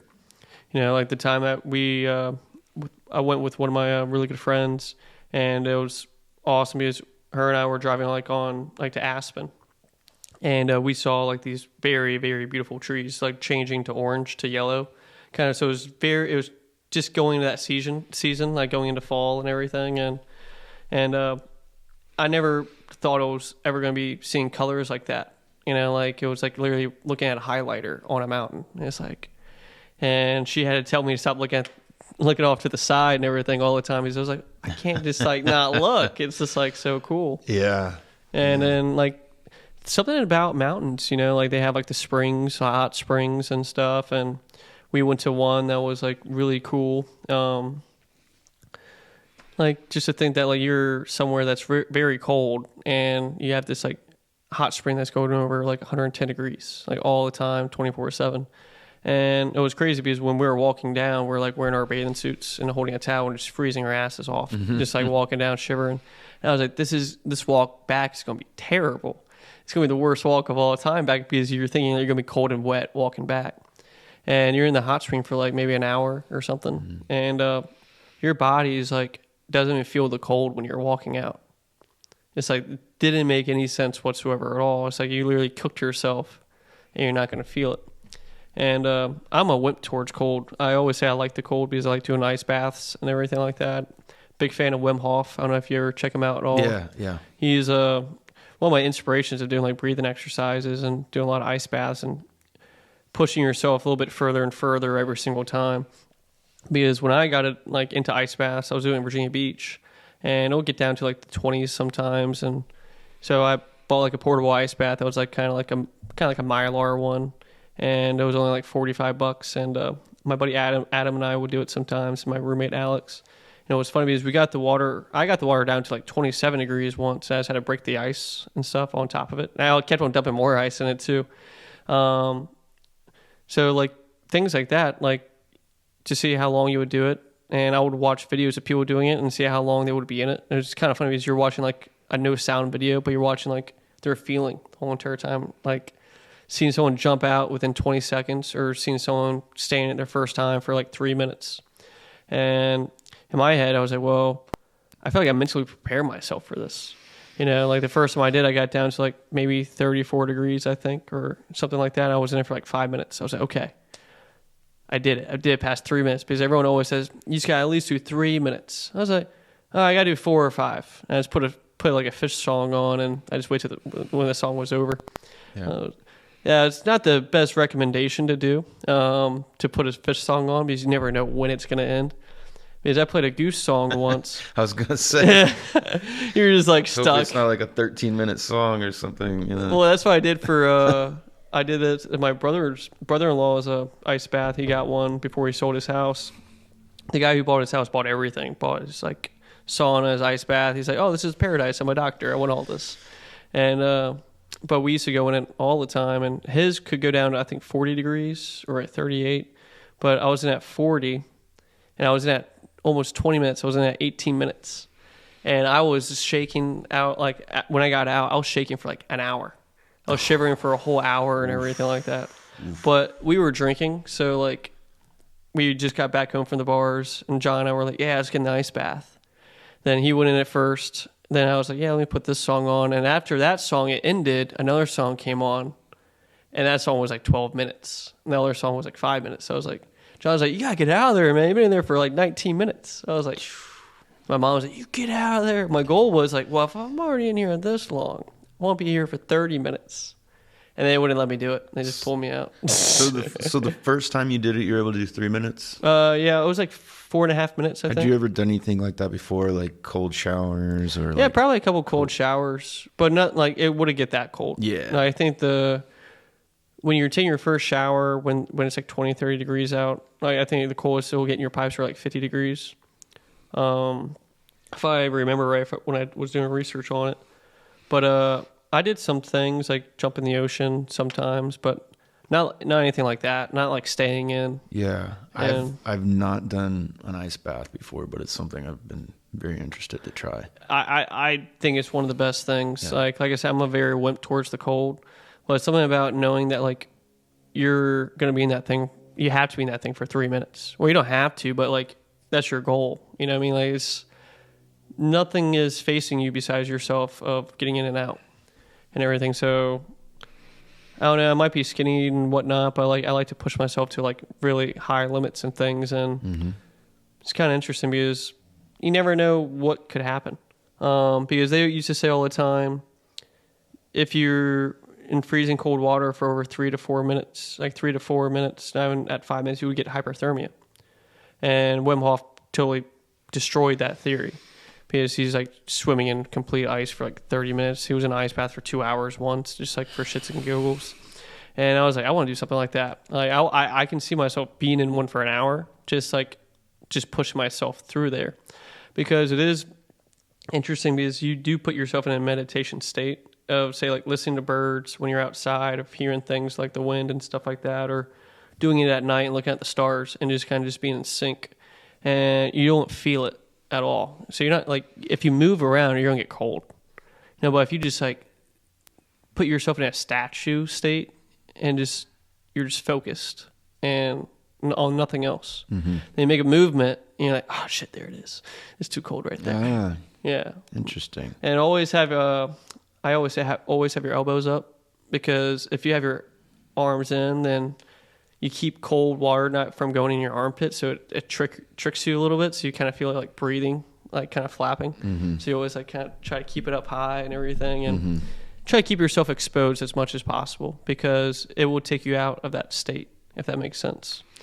And like there was a guy that Joe Rogan was talking about. He was on the Titanic, and he kind of just thought he was just gonna die because everyone's like going in this freezing cold water, and he was just chugging alcohol before he jumped in the water, and he was in it for I forget how long, like maybe like a day or 2 days, and still lived. And it's like that was like me when I drank a whole bunch. I didn't drink that much, but I was in there for almost 20 minutes. I was like, I can do this for a while. Yeah, the mind is a powerful thing, and if you can alter your mind, they can, in the right way, you know, can do a lot of stuff. I mean, yeah, how often do you do the ice baths? I haven't done it as much since I've moved here. Well, when my brother-in-law had it, he only lived down the street, and so we would do it. I would do it probably at least like once a week, going to his house. He would do it every day, and he was still wouldn't stay in there long. Like he was staying there like 5-6 minutes, 7 minutes. I'd try to get him to go in longer. Like just because like, hey, now try 16. He's like, no. It's like things like that. But like there's a place, I think it's called like Hydration Pure, like in Jack's Beach. But you gotta get like a membership, and honestly you can get like a portable one for like $40 and buy like a chiller. And what it does, it just gets the water cold. It kind of looks like a golf cart battery charger, and you just put these hoses in the water and it'll just get the water chilled, and that costs only like $350. So like a big ice bath like the one that my brother-in-law had cost like $9,000. Yeah. And it helps, it's easy to clean, very easy. My buddy made one with a deep freezer, and he only spent like $900. And he bought like a floor model deep freezer from Lowe's or Home Depot, got like the food grade like sealant caulk and stuff like that, and sealed it all on the inside. And that was probably the best way to do it. And you had your own lid, so you can close it, shut it on and off. Yeah, I gotta try that sometime. Like I think building one like that, because what he did was he had like a timer. So like it wasn't just a timer. So it was a timer, but when it got to a certain temp, it turned off. Okay. So like he had it dialed down to like a science of building his own ice bath. He found some probably Reddit page of how to do it, and just did verbatim with that. It's cool, man. Yeah, I'm definitely into meditation and you know, trying to get into those kinds of states. I do meditate a good bit, but yeah, like I've also done. Have you ever done flotation tanks? No, I've always Isolation? wanted to. Yeah, like those things look crazy.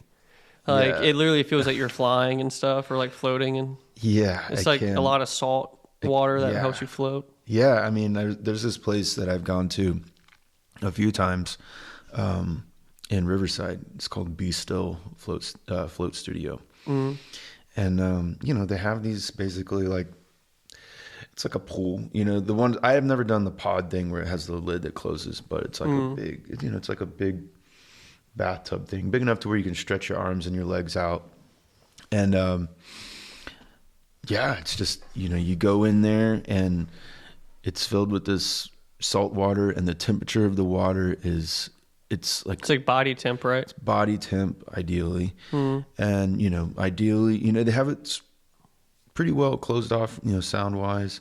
So you go in there, you can leave the light on or not. You can have music on or not, but I like to go in there and just all lights off, no sound, just lay back. You can have your eyes open. Doesn't matter if your eyes are open or closed. It's just completely dark. Yeah. And you're just floating in there, and it takes a little time. Like if I did it more, you know, I could practice and get better with it, but it takes a little while to just totally be still and let go. But yeah, you can get some pretty interesting spaces with that. Like, and it's very, it can get pretty deep. And, you know, even just laying there motionless, one of the first things for me is like I start to become more aware of like all the surfaces of my body, you know, like I can start to feel like pulses of places and stuff like that. I can feel like my blood pumping, you know, because you're floating on the surface of the water, and as you're your veins start to bulge out a little bit. It's like you feel that surface tension change. You can hear the inside of your stomach, all your, you just. Oh, that's crazy. So it's kind of like all echoing, kind of like in there that you're kind of hearing it. Well, I mean, it's just so quiet and you're just so still that, I mean, that stuff's there already. But when you're moving around and there's background noise and stuff like that, there's just so many things that you're not aware of. They just kind of remain subliminal. Yeah. So yeah, you can start to hear your digestion, feel everything working. It's like, wow, I'm this, this organism, this thing in here, this kind of this weird, squishy thing with all this stuff going on. And but yeah, and then you get to a point where it's like you no longer know what's up and down. Like if you're on this side or that side or things like that. Yeah, it's like you don't know which. It's like as if you could be like upright, vertical, or horizontal, or whatever. You don't really have any orientation. Oh, that's pretty wild. And so that can feel like you're just floating, flying in space, and yeah, it's very can get pretty psychedelic, pretty. I was about to say, like, yeah. can you imagine if you take, like, if you microdose and just like go in there for like a while and everything? Yeah, I don't. Yeah, it's one of those things. I'm sure that it would amplify that. Whatever that substance might already be doing. It's like you just go right in there. Yeah. But that's the point of it is to be like, you instantly can get into the meditative state. Yeah. Of just pure presence. I almost did it. I had to schedule an appointment. I forget why I never went. Because I was looking into it. I was like, well, I really want to try this. Like, it was because I saw a whole bunch of people doing it. I forget who. I think it was a football player or something like that. I was like, whoa, what is this pod thing? And I checked it out. I was like, whoa, you just like float in there and that's it? And you started looking more into it. I'm like, okay, this actually seems very interesting. Because I think the water is very healthy too, if it's very rich in salt and stuff, because like then there'll be like a lot of magnesium. And that could be helping out with like matching the body temp and stuff, because and also feeling all the stuff that you're feeling, because you actually might getting pumped in with magnesium. And magnesium is like one of the best things for your skin, because it's like we have it in our bodies too. So like it kind of forms with us, if that makes sense. That's why like if it's because it's just like the Dead Sea, like or is it the Dead Sea or the Red Sea? I think it's the Dead Sea, like with all the salt. Dead Sea, yeah. And you don't you just float. Yeah, it's yeah, and it's your skin does feel great, and your hair and everything. You take a shower afterwards, but I remember the first time I did it, I came out of there and I looked around. I mean, I was looking. It's in Riverside. I just walked out and I was looking at the trees. Like everything looked brighter and fresher, and I was like, oh my god! Like if I could just do this like every day or a couple times a week. It's gotta be the magnesium, because it's insane, because like I think it was like 80% of people are low on magnesium, because we strip it out of all of the waters. Like if you go to like a spring or something like that, like one of the springs around here, it's just rich in magnesium. And my buddy and I were swimming in it, and it took away my acne like in a day. Then it was just like so crazy. Like I probably gotta start taking magnesium because it takes away the acne and stuff. And there's something about it, like, because it does give you more energy. It does do a lot of things, because like we have it in our bodies, but we're just so low on it. But when you get like a big enhancement out of it, it's like throwing gasoline on a fire. You know what I mean? Then if you don't take it anymore, then it just goes away. Like your body's like rediscovering it almost at the same exact time, if that makes sense and stuff. And it sounds just like it, like from what you were explaining about it. I was like, whoa, that sounds like a magnesium shot.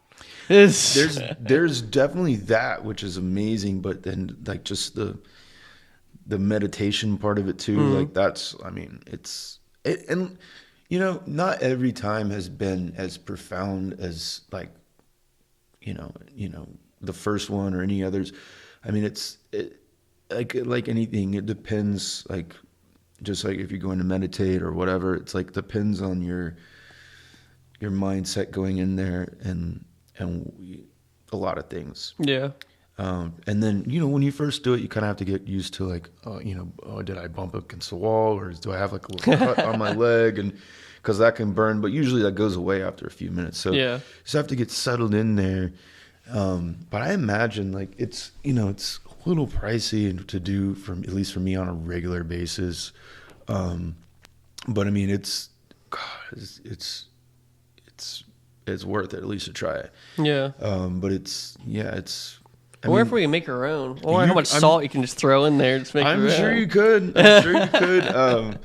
But yeah, it's not like that expensive, but I feel like, man, I'd want to just do this every day. Oh yeah. And you can get memberships to these places where you can go in like, once a week, or different levels of membership. But yeah, it's cool. And I mean, people like the guy who invented it, John Lilly, was this crazy like psychonaut guy who was just he would go in there and take ketamine and just like that was his thing. This is way back in the day, like, and he would just be talking to aliens, and holy cow. He kind of went too far, and he got to a point where he was just like didn't know if is this a dream or is it reality. Like, he was just so he broke through too far and everything. He was too many times. Yeah. I mean, but it was becoming a reality to him. That was really why it was invented, because this guy was trying to break through, travel to hyperspace, and like, communicate with dolphins, and like that was like one of his things too, was trying to like find a way to communicate with dolphins. And like there's a frequency, I think there's like a thread that everyone always kind of looked for and everything that they were trying to grab onto, like when they're like in those like meditation states, like whenever like so like when I would go to like a concert and I'd take acid or something like that, or like on mushrooms or something, and you kind of feel like you're getting close to this one thing, you can't put your finger on it, but it's there, if that makes sense.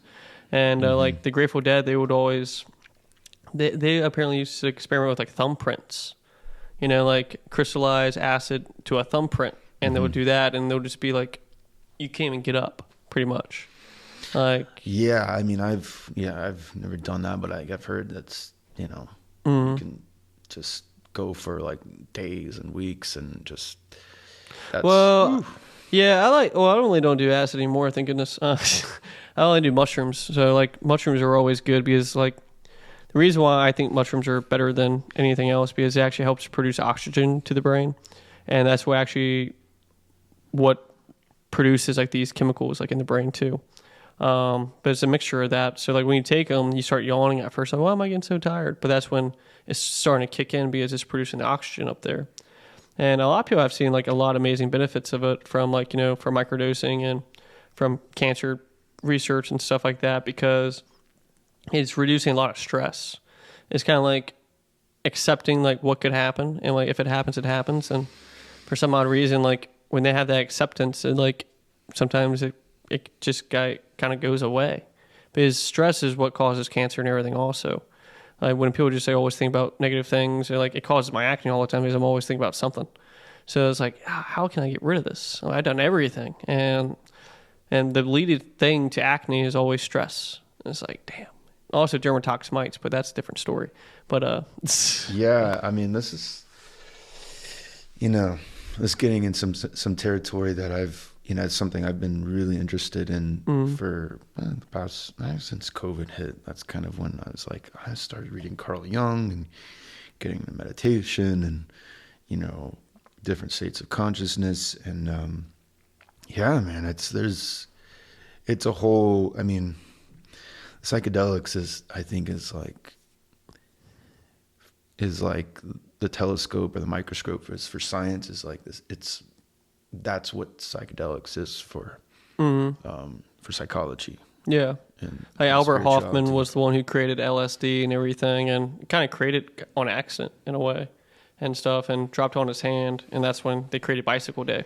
Mm-hmm. The guy just like didn't know what to do with himself. He's like going all over everywhere in his house. He's like, let me go take my bike. And he just goes for a ride and everything. And yeah. But then the Dead was experimenting with it a lot when they were doing, like the CIA kind of approached them and to do it and stuff. And it completely backfired to what they thought it was going to do, because they were trying to do it for as a truth serum, and also kind of control people. But the dad didn't. I'm pretty sure the dad didn't know any of that type of stuff. But they were like, okay, yeah, we'll be part of the acid project and everything. And this is all real stuff. But people were finding more of a higher conscience and everything from when they were doing it. So there was CIA is like, all right, it backfired. We're not doing this anymore because we don't want people to have to find a higher conscience. We want them to be want them to rely on the government almost at the same exact time and stuff like that. I mean that, yeah, and I mean that would be totally unpredictable. And I think that's the main thing is it's who knows where that could. I mean, it definitely, they saw how it changed society at that time, and who knows where that could lead, and what that could do to the power structures that have kind of kept things stable for so long. But yeah, I mean, it's who knows? I mean, but they definitely were interested in this stuff. I mean, I'm sure about a lot of Operation Midnight Climax, where they were giving this stuff to they would give it to prostitutes, and they would give it to guys they were going to bed with or whatever. And there'd literally be FBI agents watching. Just on the other side. Because they just wanted to see what would happen. If somebody would lose their mind and not know what was going on.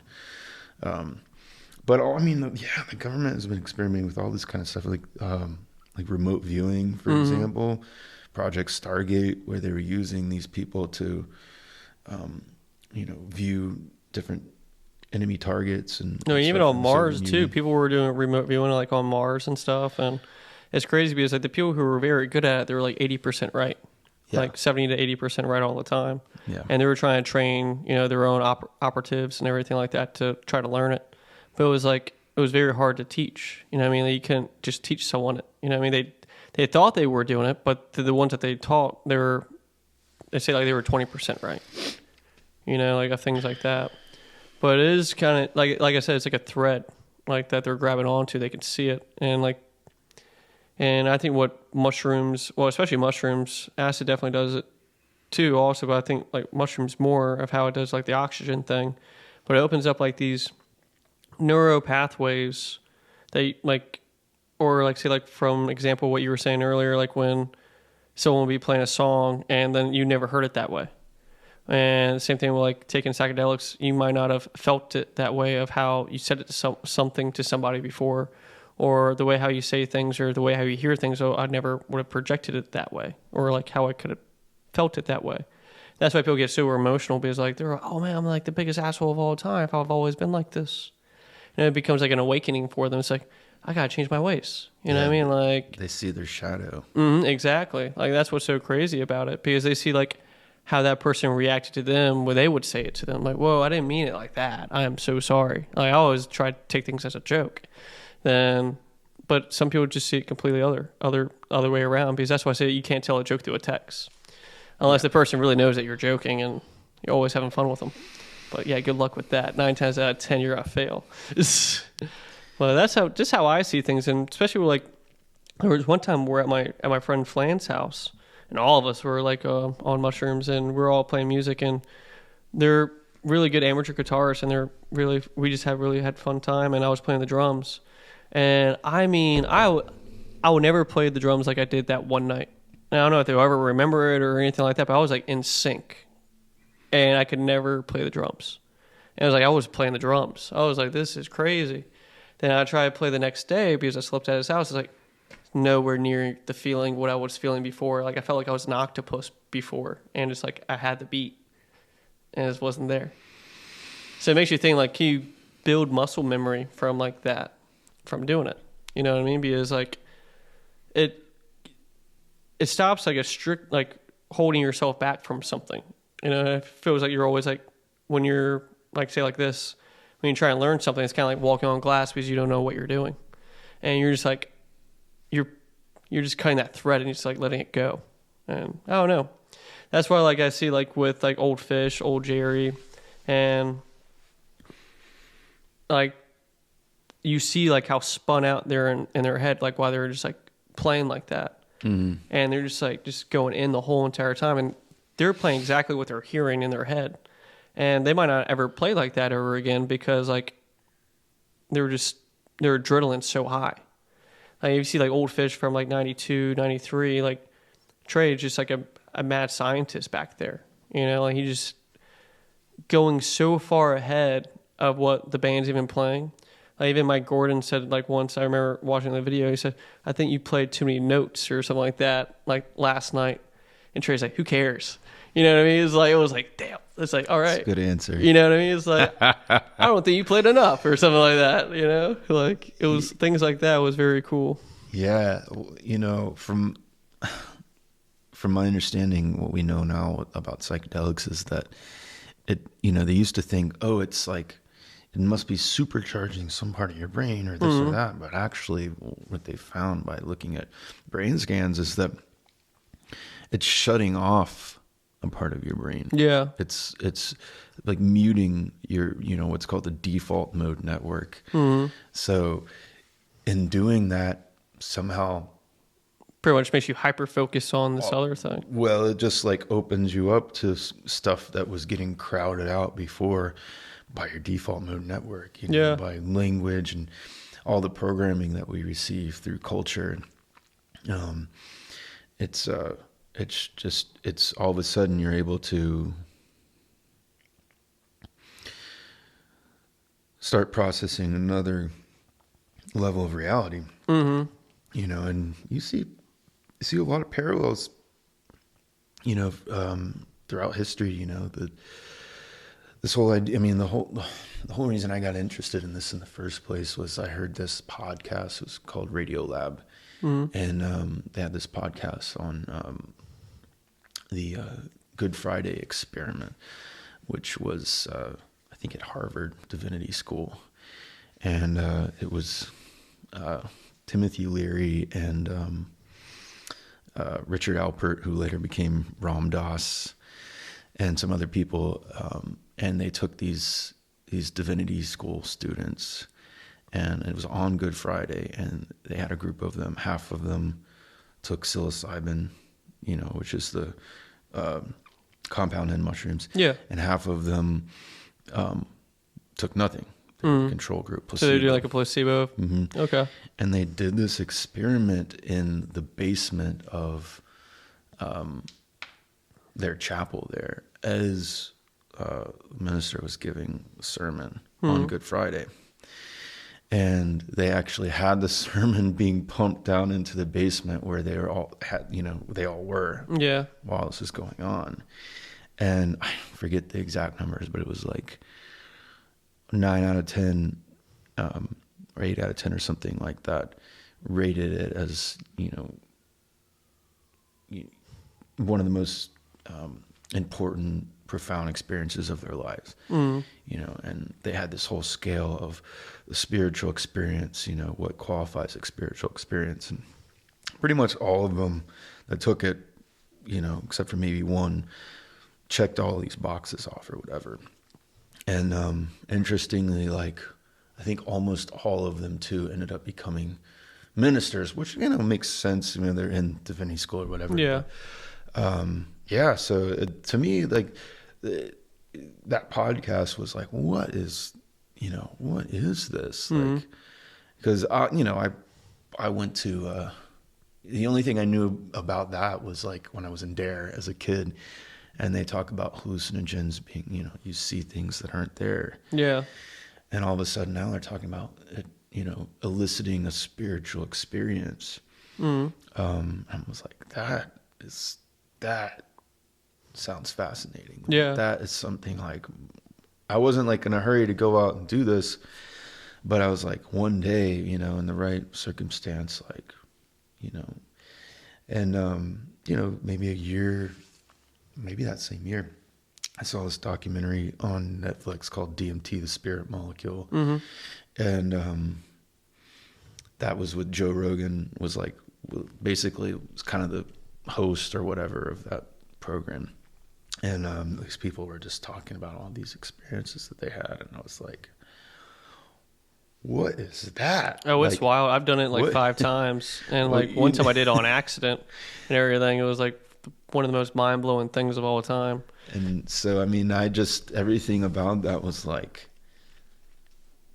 I mean, I was just drawn to like, and just fascinated really into it. Yeah. And so it took, a number of years, probably another like 6 or 7 years. I mean, when I first heard this, it's funny, when I first heard the documentary, or when I first heard the podcast, the Radiolab podcast about mushrooms, it was while I was at Deutsche Bank. I was like in we had this closed off room that we had to sit in, me and this girl I work with, and like, we basically were closed off from the outside because supposedly, we had to be like separated or whatever from everybody else so they couldn't see the documents. So we were really? just in there, and I'd have YouTube up, or whatever. And this was back in the old days. This is probably like 2014 or something like that, 2015. But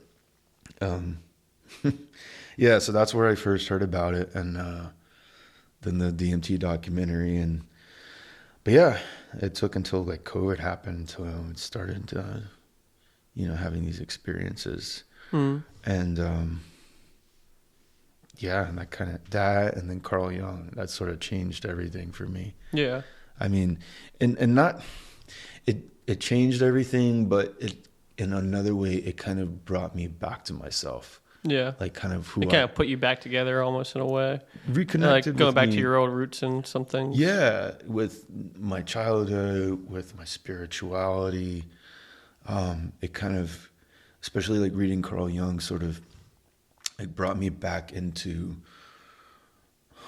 like reconnecting and re-recognizing the things that you kind of missed, but like not missed, but like that have always been there. But, yeah. I mean, I grew up going to church, and Christian church, and I've always been around the church, especially because as a musician, I've always had church gigs, and I still do.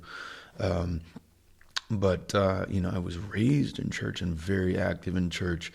From the time I was a little kid, in high school.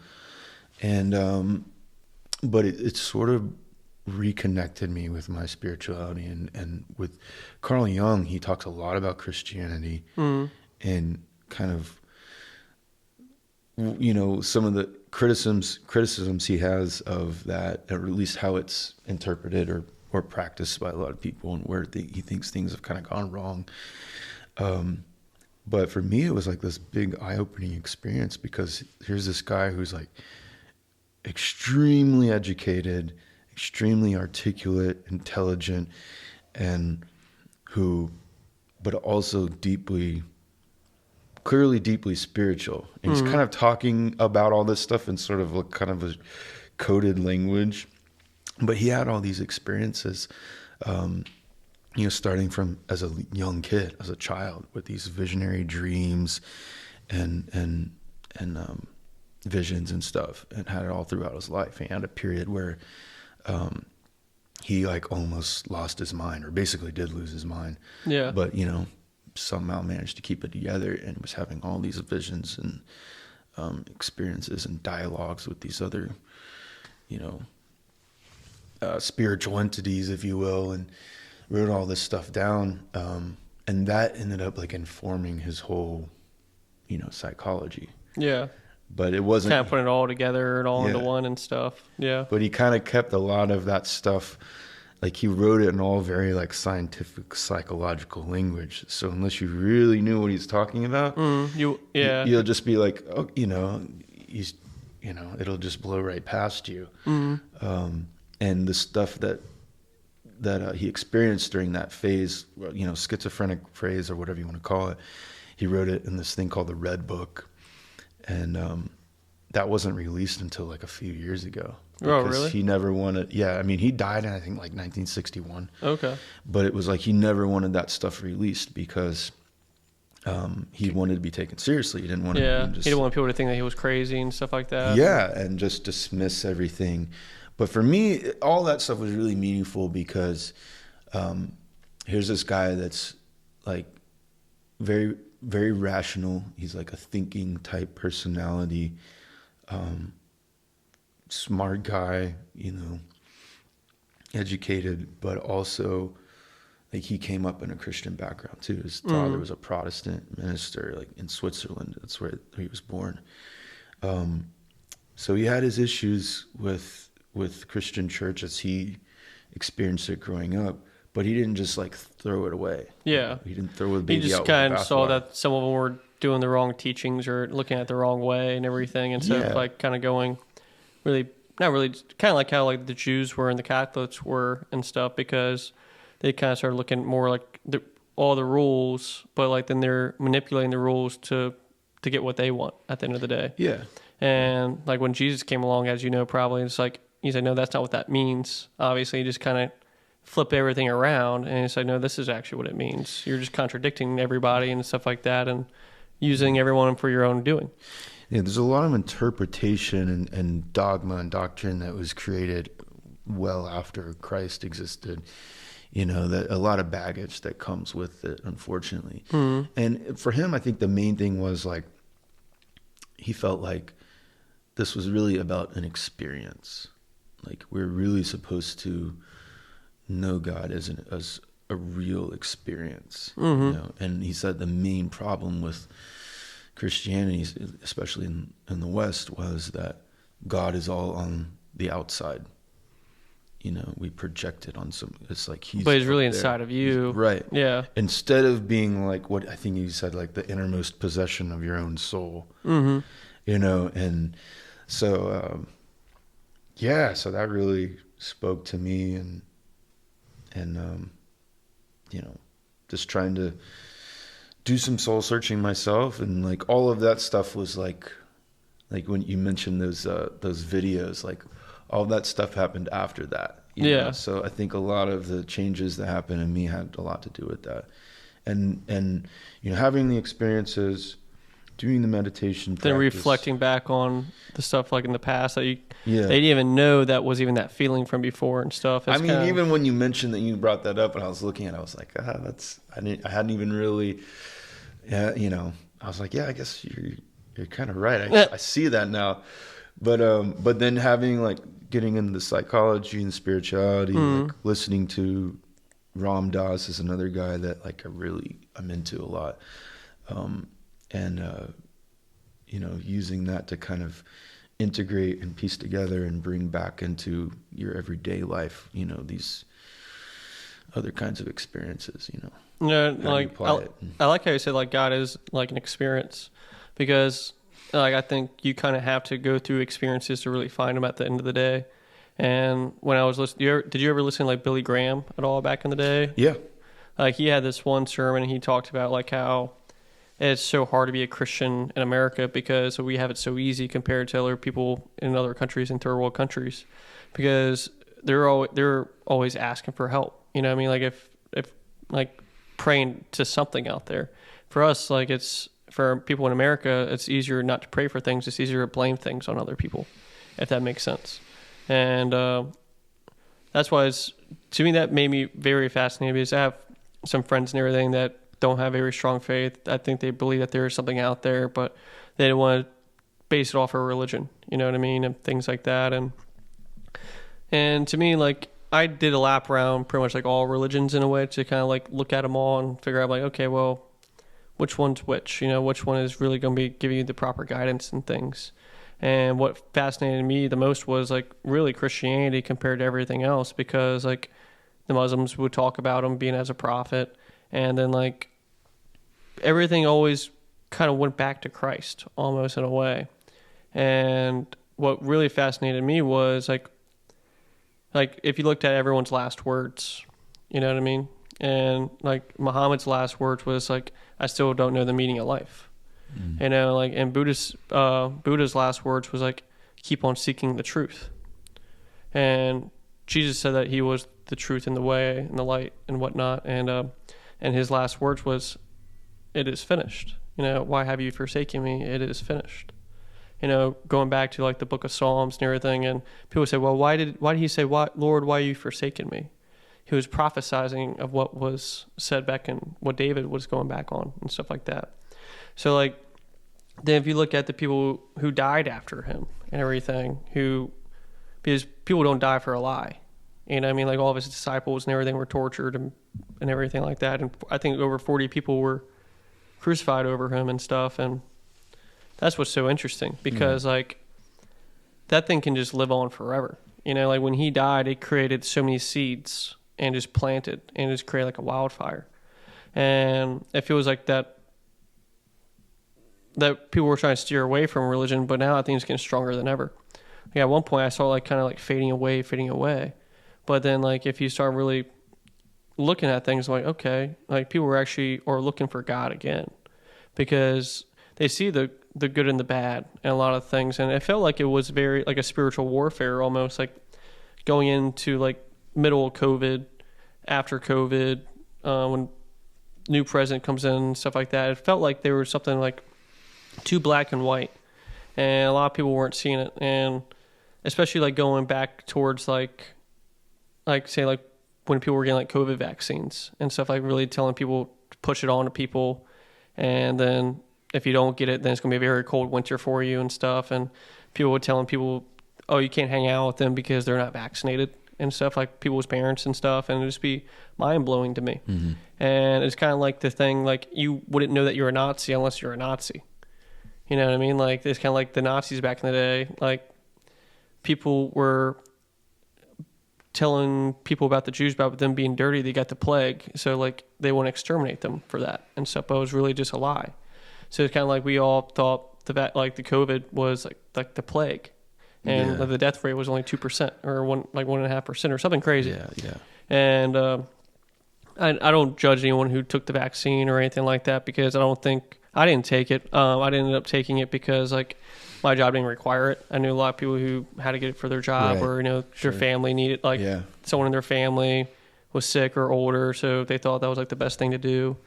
And now they have like all this stuff coming out that like it could have like potential like side effects and everything to it. And that's just what's so crazy because a lot of people were talking about the side effects and people were getting censored over it. And now they're getting discovered that the people were right and everything about like certain blood clots, and people were just dying in their sleep, and they're considering as like a sudden / excess death, which is a death that they can't define. They just think the guy just died in their sleep.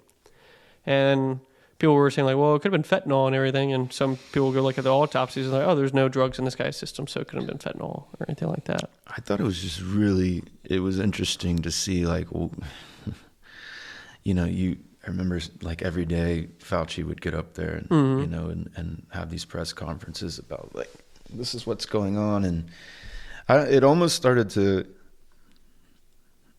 it looked like a movie. Yeah. And also too, like around the same time that's where you get these notions of disinformation, of misinformation. Like I remember one time, they were talking about how there were certain banned words, on Instagram. I remember looking on there, and I was like, I typed in natural immunity, and it was like, it was hidden, you couldn't get to it.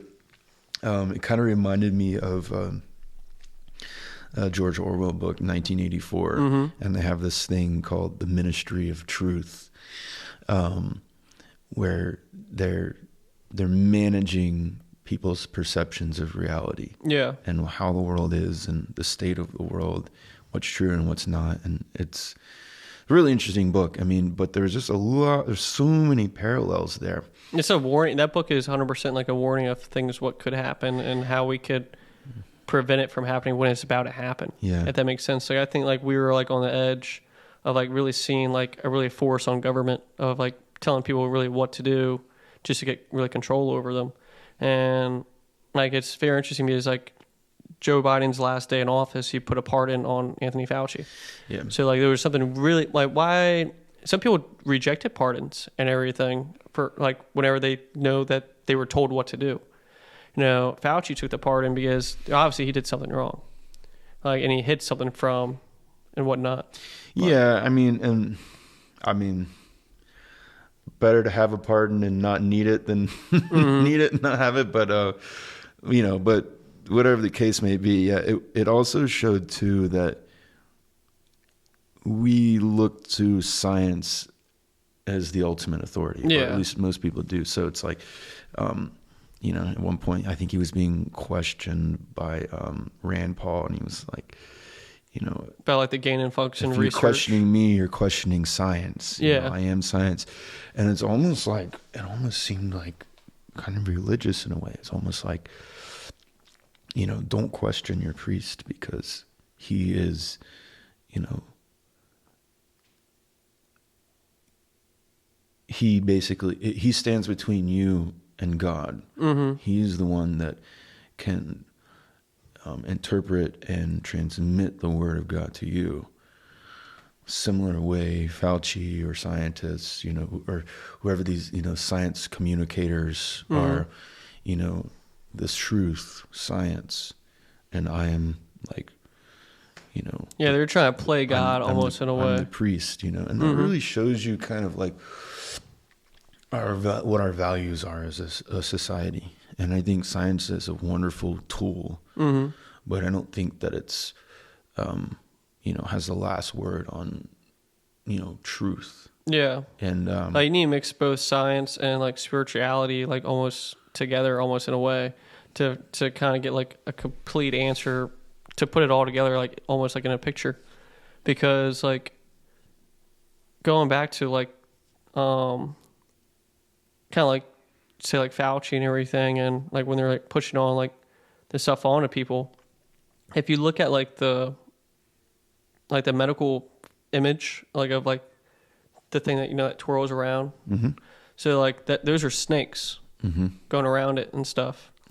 And so like if you go back to like, you know, the book of the Bible and stuff like that, and talk about like the snake and everything, and got the snakes around it, and if you can control health and manipulate people with health and stuff like that, then you got control of the whole entire world almost in your palm of your hand.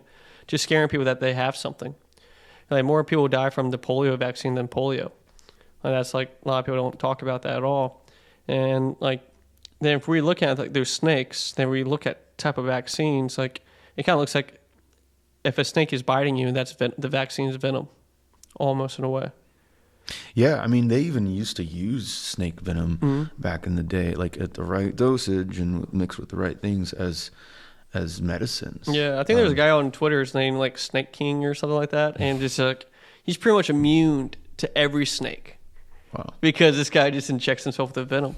And it's the venom, like it's very interesting like how certain venoms actually, little bits of it can actually cure certain things, like even nerve damages. And like they even said like I was doing research, it's hard to find and everything, but it was about like dogs who have like heartworm, and they say like venom from fire ants could like trigger something that, and it could kill parasites in the body, like parasites in the body and stuff like that, just from like fire ants. They say careful, your dog might get itchy and everything. I was talking to ChatGPT, it was hilarious. I was like, I said, roll your dog in fire ants. He said, yeah, your dog might get itchy after that and stuff like that. I mean, yeah, there's nothing's, there's always, we have this idea that there's good and evil and good and bad. But I mean, I think what we need is balance, Yeah. And so there's a lot of things like, I heard this other Radio Lab podcast that was talking about hookworms. It was talking about how, there's so many people in the United States that have horrible allergies and other autoimmune diseases and things like that. And you look at third world countries or undeveloped countries, and you see much less of this kind of stuff, especially like severe allergies, for example. Yeah. We're talking about this guy that did all this research, and he had horrible allergies to the point where like a certain time of year came around, he could barely function.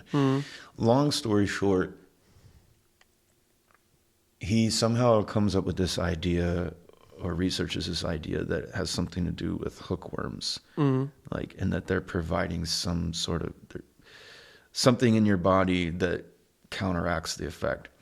So he goes to Africa and like goes to like some remote village and just starts, where they're, using the bathroom, like in a pit somewhere, and just goes around just like all these different villages and just like tramps around you know, Yeah. and the human waste, you know, trying to get hookworms and successfully infects himself with hookworms. Mm-hmm. Because it goes in your foot and Yeah. everything. Yeah. And then comes back, and then he's cured. His allergies are cured, and so he went to go give himself hookworms to cure his allergies. yeah. Dude, that is crazy. And then he started a company. I think he got shut down, but where he harvested his own hookworms. Holy cow! And like would sell them in the mail to people. But I mean, there's just all these things. There's certain, like, you know, obviously we know now that, like, you know, certain bacteria in our gut are important. Like we've evolved with bacteria. They're a part of us, you know, they're part of what makes us human. And so, sometimes these things that are looked at as bad can actually be helpful. And to a certain extent, because I know, like, certain parasites in the body can actually take out, like, bad metals and everything out of the body. But then if they become, like, infested in the body, then that's when your body starts, like, getting, like, rejected. Yeah, I mean, I think it just depends on, like, what our bodies are adapted to and evolved to. And, you know, different people in different places are going to have different, you know, tolerances and stuff like that. But, in any case, so that's just a little interesting side note there. No, it's funny. I actually have a thing. It's a parasite cleanser in my cabinet. It's for hookworms and stuff like that. My dad, like, got it for me. He's like, just in case if you got worms. Because a lot of people are getting, like, have worms without even knowing it. I mean, it could definitely be a problem. Because I can't gain weight. So he always thinks, he's like, oh, you probably got, like, a parasite in you and stuff like that. It's like, well, I just got to have a fast metabolism, you know, just very fast. Sometimes I think it can run, you know, marathons, but, you know, I don't do that. But I don't know, parasites are very interesting to me, especially, like, bacteria stuff, like with having, like, fungal infections in stomachs. Because, have you ever heard of Candida? Mm-hmm. It's like a yeast infection that people can get in their stomach, and yeast builds up and comes out of their mouth. Sometimes if it gets really bad and they get, like, a white tongue. That's what happened to me. I had, like, this crazy white tongue. I did not know what it was. I just felt like I just had bad breath. I was like, shit. And I figured out that I had a Candida infection, and but what I did was, so I fasted for a while. I pretty much then took all these other things that would kill that bacteria down there, the fungal infection. Then you would have to reset your body to create a better bacteria to take over it. Because, like, you know, like, fungus can just keep on growing forever. You know what I mean? It just keeps on growing. So you pretty much have to, like, deplete it down to nothing, or it will just going to keep on growing. Because it will just go away for a little bit, then it'll just come back. You know, it tricks you. Like, it's weird. It's like mushrooms. Mushrooms can just continuously growing off, you know, just the moisture of the air and stuff like that, and dew in the morning dew. But that's what's very interesting, because, like, you just kind of never know, like, what's really affecting you without knowing what it really is. Because a lot of people will just live their life like that for the rest of their lives. You know, not knowing that they just have a fungal infection. And it could just be from eating a pizza that was a day old. They ate it the next day, and that bread had, like, a bacteria and created off of that. Because most of the time it's built off of yeast, you know, bread, actual, like, real bread and everything like that. Because the reason why they call it yeast infection, because it just constantly gets bigger like yeast, like forming bread. So if you constantly feel yeast, and beer doesn't help either. And that was my problem too. So I made it probably 10 times worse by drinking beer and everything. Oh yeah. It would be nuts. It was disgusting. But I fasted for like 8 days. I'd say 8 days, but I did like a fruit diet for 3 days. And I did 5 days, no food, no water. And I did 5 days, no food, only water. Then on the last day, I did no food, no water for 30 hours. And it's 103 degrees out when I went for a walk on my last day with, like, no water. And that was, like, the hardest walk in my life. You know, I was, like, already halfway back home, and I was, like, seeing black dots and everything. I was like, okay, maybe I should end the fast today. And I know I got rid of all the Candida because I was doing, like, all this stuff to make sure all that bacteria is out. Apple cider vinegar helps out a lot. Then, like, eating, like, fermented foods, you know, like pickles, sauerkraut, everything that will just, like, fills it with better bacteria and just eliminates it all. So all the enzymes from that just, like, replaces it almost. And cloves, wild cloves really helped out a lot and everything also. But I'm like a hypochondriac, but that was actually like a real thing. But I always think there was always something wrong with me. Like cancer, then thinking that I had herpes once, and that was like the scariest thing of all time, that I didn't have herpes. I was like, okay, well, cross that off the list. That's cool. Sometimes, I mean, I don't know. You still have to listen to your body and your intuitions, because sometimes that stuff, sometimes that stuff can be correct. Yeah. I mean, but when you're digging down the rabbit holes, you're like kind of seeing like all these things that people are going through because they actually like have those problems, and you find ways that like can everything be curable almost in a way? Because I found like this guy named Dr. Sebi online. He was a guy who was curing people's cancer, curing people's AIDS, curing like their STDs and stuff like that by just like fasting and manipulating the body with an alkaline diet, eating things that are like 80% water, pretty much water based. So it tricks the body that they're fasting the whole entire time. And he would swear that within like a month to 2 months of sticking to the alkaline diet, it would all be like gone. And I was like, whoa, that's pretty wild, because like if you starve cancer, it's like starving parasites too, because they think everything links to parasites. It's like the weirdest thing, even like STDs, AIDS, because that could be like a larva from a parasite that's in there that's kind of almost giving them like sickle cell almost in a way, but not really. It's different.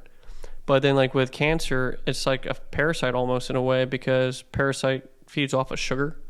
So like if you constantly eat sugar, if you have cancer, it's just going to keep on feeding itself. And it's like a succulent. It's just going to keep on eating the person's body without knowing it's going to kill itself after it kills the host. And I saw this one guy, he just fasted for a while. He was doing like fenbendazole and just things like that, and just like totally eradicated his cancer, because fenbendazole is a parasite killer, and it took it away like in 3 months. And it was interesting to me is Mel Gibson was just like on Joe Rogan, and he was talking about fenbendazole and like methylene blue and stuff. And I've been taking methylene blue for like a couple of years, like on and off. And I was like, no way, they're talking about on Joe Rogan. And like this stuff will make you pee blue. You like pee blue on it and stuff, and it breaks through like everything. What's it called? Like the blood barrier on everything. So it was initially started out as like a thing to kill like bacteria infections and stuff, but then they started using it to trace your blood flow through the body, and if you had a clot, it would stop there. So they would know the blue wouldn't be over here, so they would know where the clot would be, if that makes sense. And so they even do that with animals and everything, and apparently it could help out a lot of things, and it gives you a lot of energy. And I'll look into that. Have you ever heard of methylene blue? I have. I mean, I think I heard about it on that podcast, but yeah, it's fun. Like I actually like it makes you sharp thinking, and it's like Adderall, but a lot cleaner. I was prescribed Adderall, and I only took it for like 2 months. I didn't like it anymore. And but like this was weird, because it apparently can help with parasites, help with bacteria infections, and strengthen your immune system very well. And something about like the blue dye does something, but they haven't seen any like negative effects from it at all, unless you do a lot of high dosages, and then you're gonna get like some stomach problem. Yeah, that's interesting. I'll have to look into that, man. You were talking about cancer, and how it affects our body and how we can get rid of it and whatnot. Like that's something that I've thought about a lot. Just like, what is cancer exactly? Yeah, it's really like a parasite. I mean, it's when you think about it, if you think about like cancer in an organ, like your liver or something, like these are cells that were normal liver cells that all of a sudden decided they weren't going to be the liver anymore, and they were going to be something else. Yeah, they were going to do their own thing. And what's so interesting about like when you say liver cancer, parasites actually love liver the most. Like they actually will hide in your liver and everything, and to manipulate, to do like parasite cleanses, they would say like get some like black walnut oil or something like that and marinate liver. Go get liver from like the grocery store or butcher and cook it in that, and then eat the liver, because it'll just go straight for it because they love liver is very rich with iron and everything, and they love iron. And that's what's so interesting about it, because like when a person who drinks a lot, they're like killing their liver. So it's not having like the defense mechanisms in the liver, if that makes sense. So it's like allowing the parasites to feast, if that makes sense. But liver, I think, is the only organ in the body that can naturally regrow itself almost in a way. Or like if you attach the same type of liver onto it, it can grow off each other and everything. But sometimes it's actually better to let it grow back on its own instead of try to reattach another person's liver to their liver. Because they've seen like it has rejected it from people and stuff like that. But fasting is probably one of the best things for you, because it attacks the bad cells first, then we'll go after the good cells. But it takes so long for it to go after the good cells. Yeah.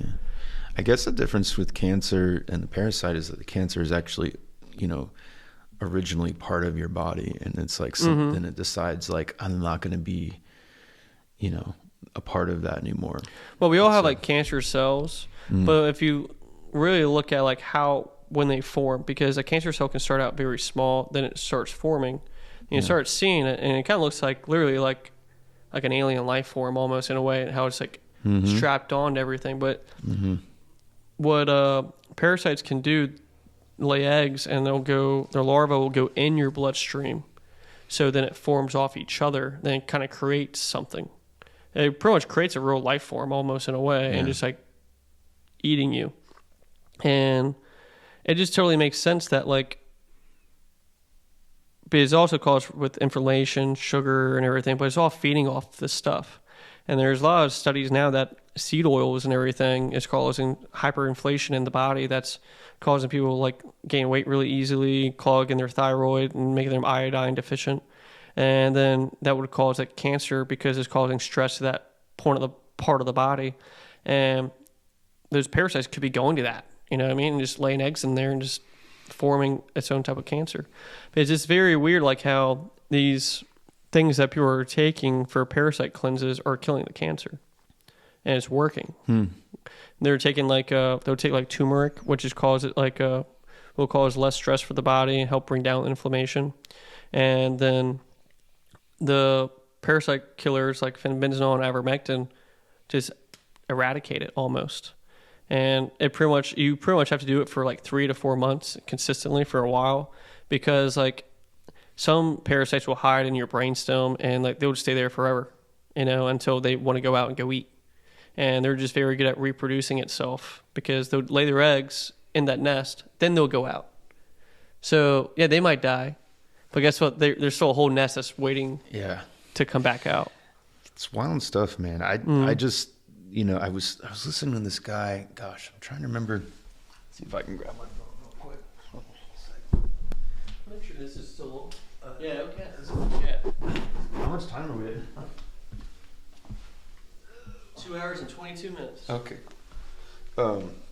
So there's this one guy that I've been listening to and reading his books for a while. His name's Bernardo Kastrup, and he used to be a computer scientist. He still is. He worked on computer systems at CERN, the Large Hadron Collider and stuff like that. That's where they do like the atom smashing, like where they. Oh, really? Yeah, and they found the Higgs boson particle. Like they have that big ring where they shoot these electrons around, and so he's a computer scientist and PhD, and then like had a technology company, sold that, basically accomplished everything he wanted to in life when he was like in his mid-30s or whatever. And then like went into philosophy, and he's super into Carl Jung too, by the way, and talks a lot about him. He has a book about him and stuff. But he started collaborating and doing like conversations and podcasts with this other guy. Let me see if I can find him. Okay, yeah. Michael Levin. Okay. Michael Levin, I think, is a biologist. But let's see here. but he has like all these really interesting. He's doing all these interesting experiments with like different organisms and trying to figure out like how cells are made and how organisms like how they kind of how they react to each other and stuff. Yeah, but like how they like decide, like like he works with flatworms, for example. He's like, how do they know they only have one head, and how are all these things formed? And he's found that like there's other stuff beyond DNA that contribute to this, and and he talks about this thing called the bioelectric field. In any case, like I don't fully understand all the ins and outs of it. It's really fascinating stuff, but he talks a lot about cancer too, and how you can basically, with using this technology, basically like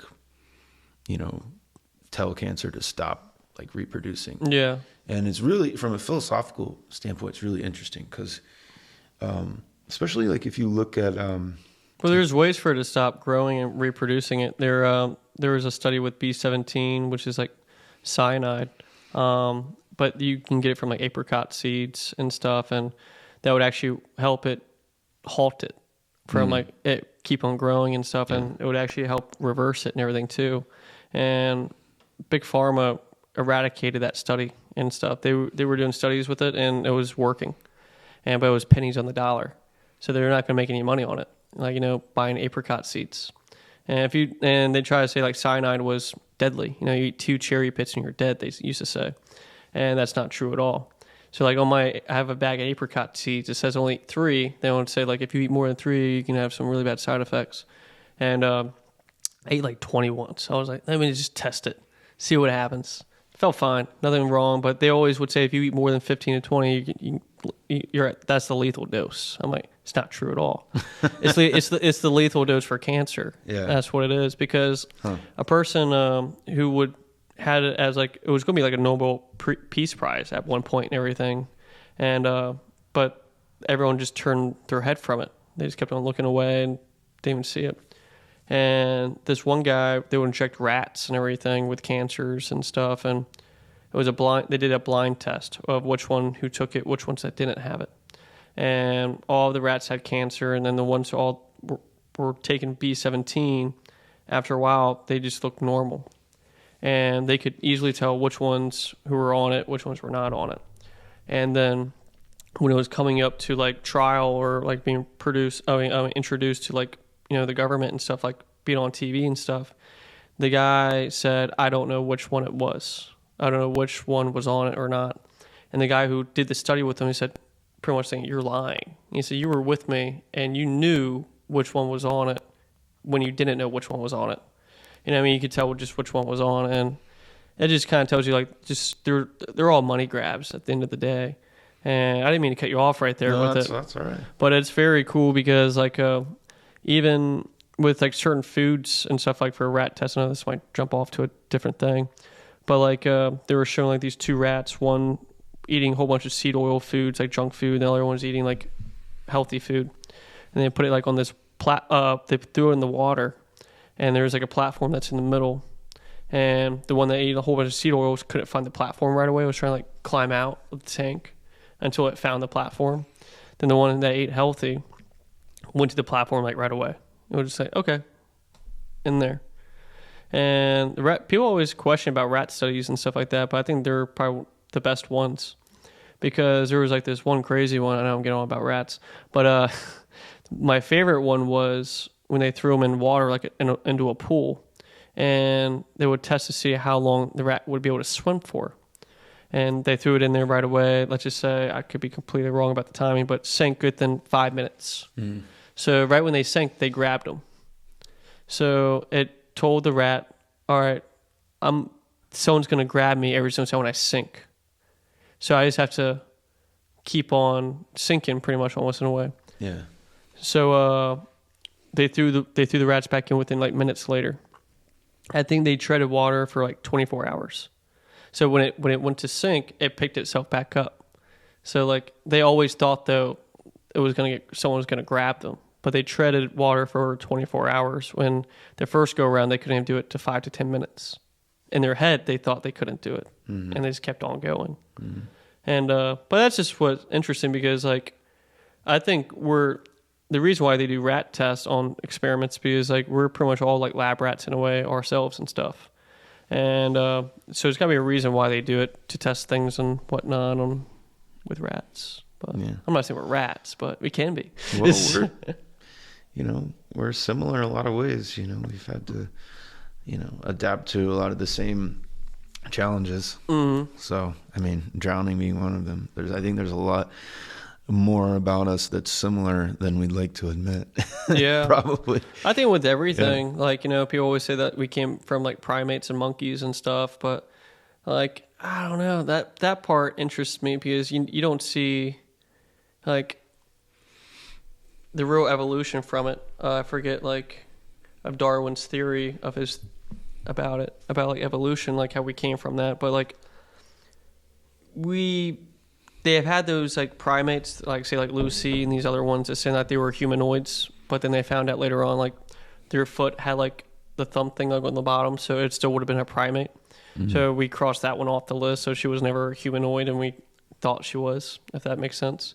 But there was never like in between, like, okay, where did our skull convert to this skull? We never saw like a gradually change.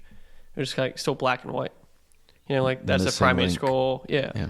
So that part just doesn't make any sense. I don't know. Like that's what fascinates me all the time, because people always say like, oh, we came from this. I'm like, but like, how do we know that for exactly? And it's kind of like when we talk about like carbon dating, because like Mel Gibson brought it up and I looked into it. I was like, whoa, that's radical, because you can pretty much only carbon date a body or like just things like that.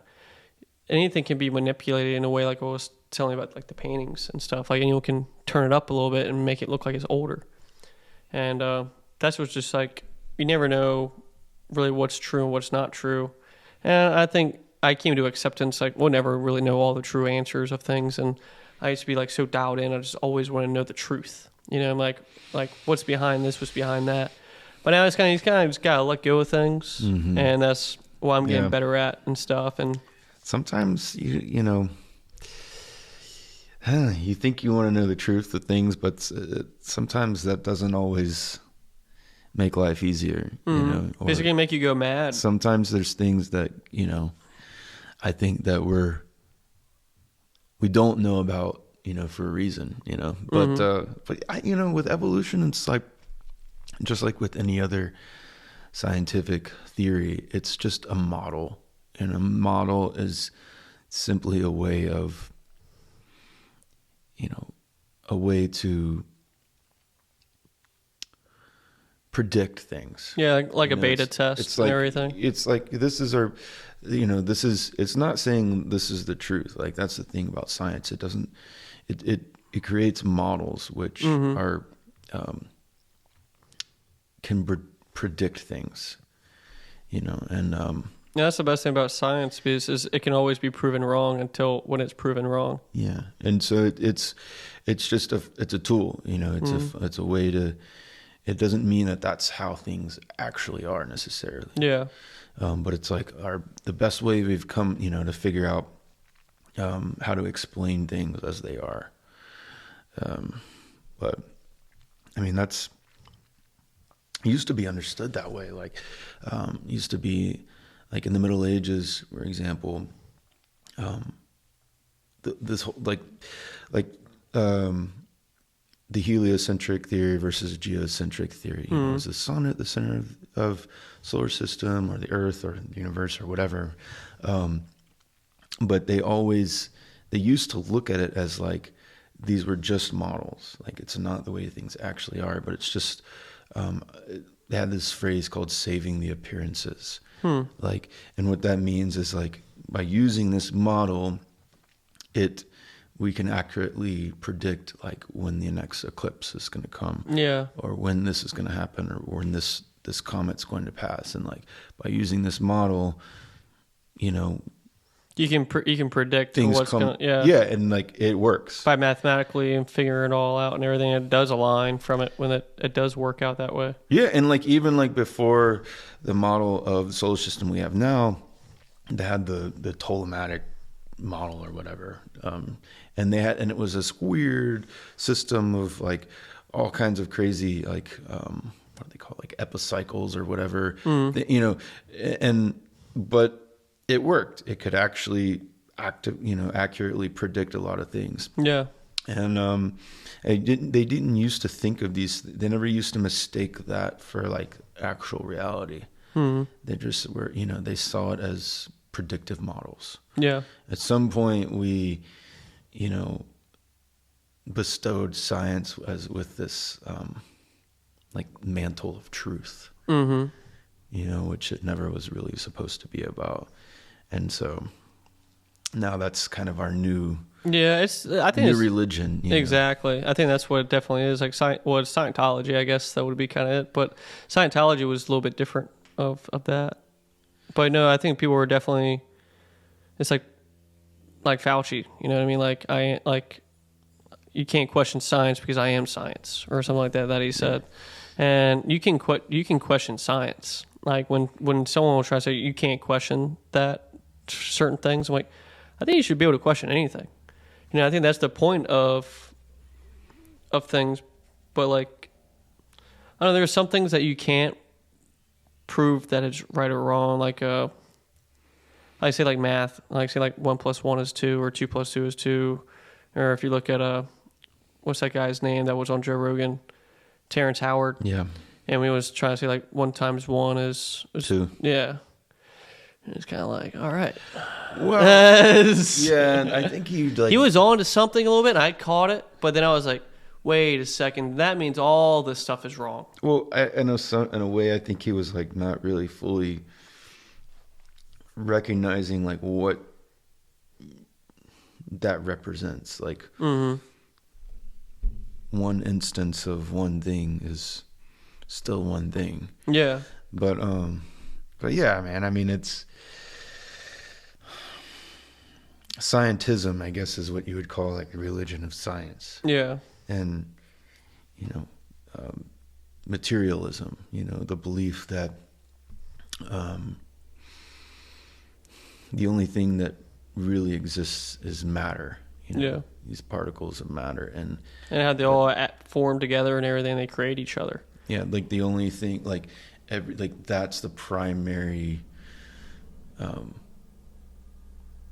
like datum of existence. Like because of matter and these different formulations and combinations of atoms and molecules, that creates everything that could ever exist, including our own consciousness, our own awareness. Yeah. And that consciousness is just what they call an epiphenomenon of matter, meaning like if you combine all these particles in exactly the right way, consciousness comes out of that, flows from that. Like our awareness, like the things we see in this room right now, the things we feel and hear, and taste and smell, like that's all because of how these particles interact and come together. That's what's so very fascinating, because like we are like literally like a spirit inside of like this form.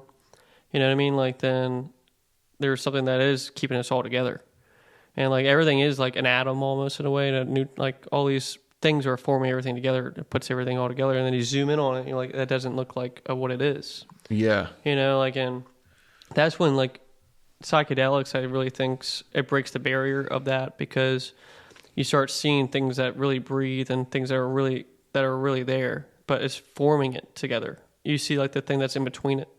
So you kind of see like that different perception of a different dimension, almost in a way, like a different lens of how the world kind of really is. And but that's why I think it's like it's with frequencies and thing like that for people to see things. And I feel like the reason why people have to wear contacts or glasses is because like there's something there that's blocking it, so it just makes it blurry, or through a frequency it can't form it together. Like that to me, like that's what it's. Everything's all about like a frequency. I know I'm definitely drifting away right now, but like when I started noticing everything like has like a frequency to it, and even like you can kill cancer over frequencies and stuff. Like there was like the old machine called the Wright machine, and this guy created this machine to like shoot off frequencies to the cancer to make them explode. And it can even kill like parasites and everything like that. I've heard about that. Yeah, it's illegal to buy the two things together at once. You would have to buy one thing at a time, and it's crazy. Well, yeah, man. I mean, and the thing I was thinking about cancer earlier. Is like, you ever thought about the Earth as being its own organism? I talked about that in my first podcast. Yeah, is that we're constantly fighting and arguing. We're causing our own inflammation, and we're causing our own cancer. And we're gonna cause our civilization to fall without us even knowing that it's gonna fall. I mean, if you look at the Earth as like an organism, like it's its own body, everything growing out of it is like a part of it, and like every organism is like an organ of the Earth, just like we have, cells inside of us and organs that are, You get like soil, you got all the metals and everything in it. It's all forming all into one. I mean, if you look at like inside us, each cell is like its own autonomous little life form. Just like in the Earth, there's all these animals and plants, which are their autonomous life forms. Plants can't move, but animals can. Yeah. And so when everything is functioning correctly, they're all working in harmony to serve that greater organism of the Earth. So it's like, just like in our bodies, when the liver for example, does a certain, has a certain function, and and all the liver cells have to like keep being liver cells and keep, holding that certain form, stay in their place where they were first formed, and continue being that same thing over and over and over again. Yeah. And if you look at animals, like, they, for the most part, like certain animals are in certain parts of the Earth, certain animals are in other parts of the Earth, depending on the climate, and they're all functioning. And they adapt to the climates and stuff like that. And they're all functioning a certain way, and I think about like, the one thing that's like the elephant in the room, the one thing that doesn't really fit and that's not functioning for like the purposes of like their greater functioning of the Earth and the greater system, is us. Yeah. Like we originally were one thing that came from, presumably one small part of the Earth and one region. And for, thousands and millions of years, however you want to look at that. Yeah. The evolution thing, whatever. And then at some point, we became aware of ourselves as individuals. We no longer were just like a cell, which is just blindly moving, it's just doing its thing. It doesn't question anything. It's just... Yeah, it's reacting. Unconsciously doing its job, instinctively reacting. Yeah. We don't just do that. Like, we think. Yeah. And we self-reflect. And we question and stuff like that. Yeah. A dog knows when to bite, when not to bite. Yeah. Yes. It's not, yeah. I mean, and they're aware, they're conscious in the sense of they feel things, they can react to things, but they don't self-reflect. They don't like think about their own thinking and what they think is wrong, but what they think is right. Like they know right away. For us and everything, we have to like kind of like backpedal on certain things, even like not knowing somebody and don't want to offend them right away. There's ways to like project things to people. I think that's what the story of the Garden of Eden is all about. Where Adam and Eve ate that forbidden fruit and they became aware that they were naked. All of a sudden they realized, you know, that they are something. Mm-hmm.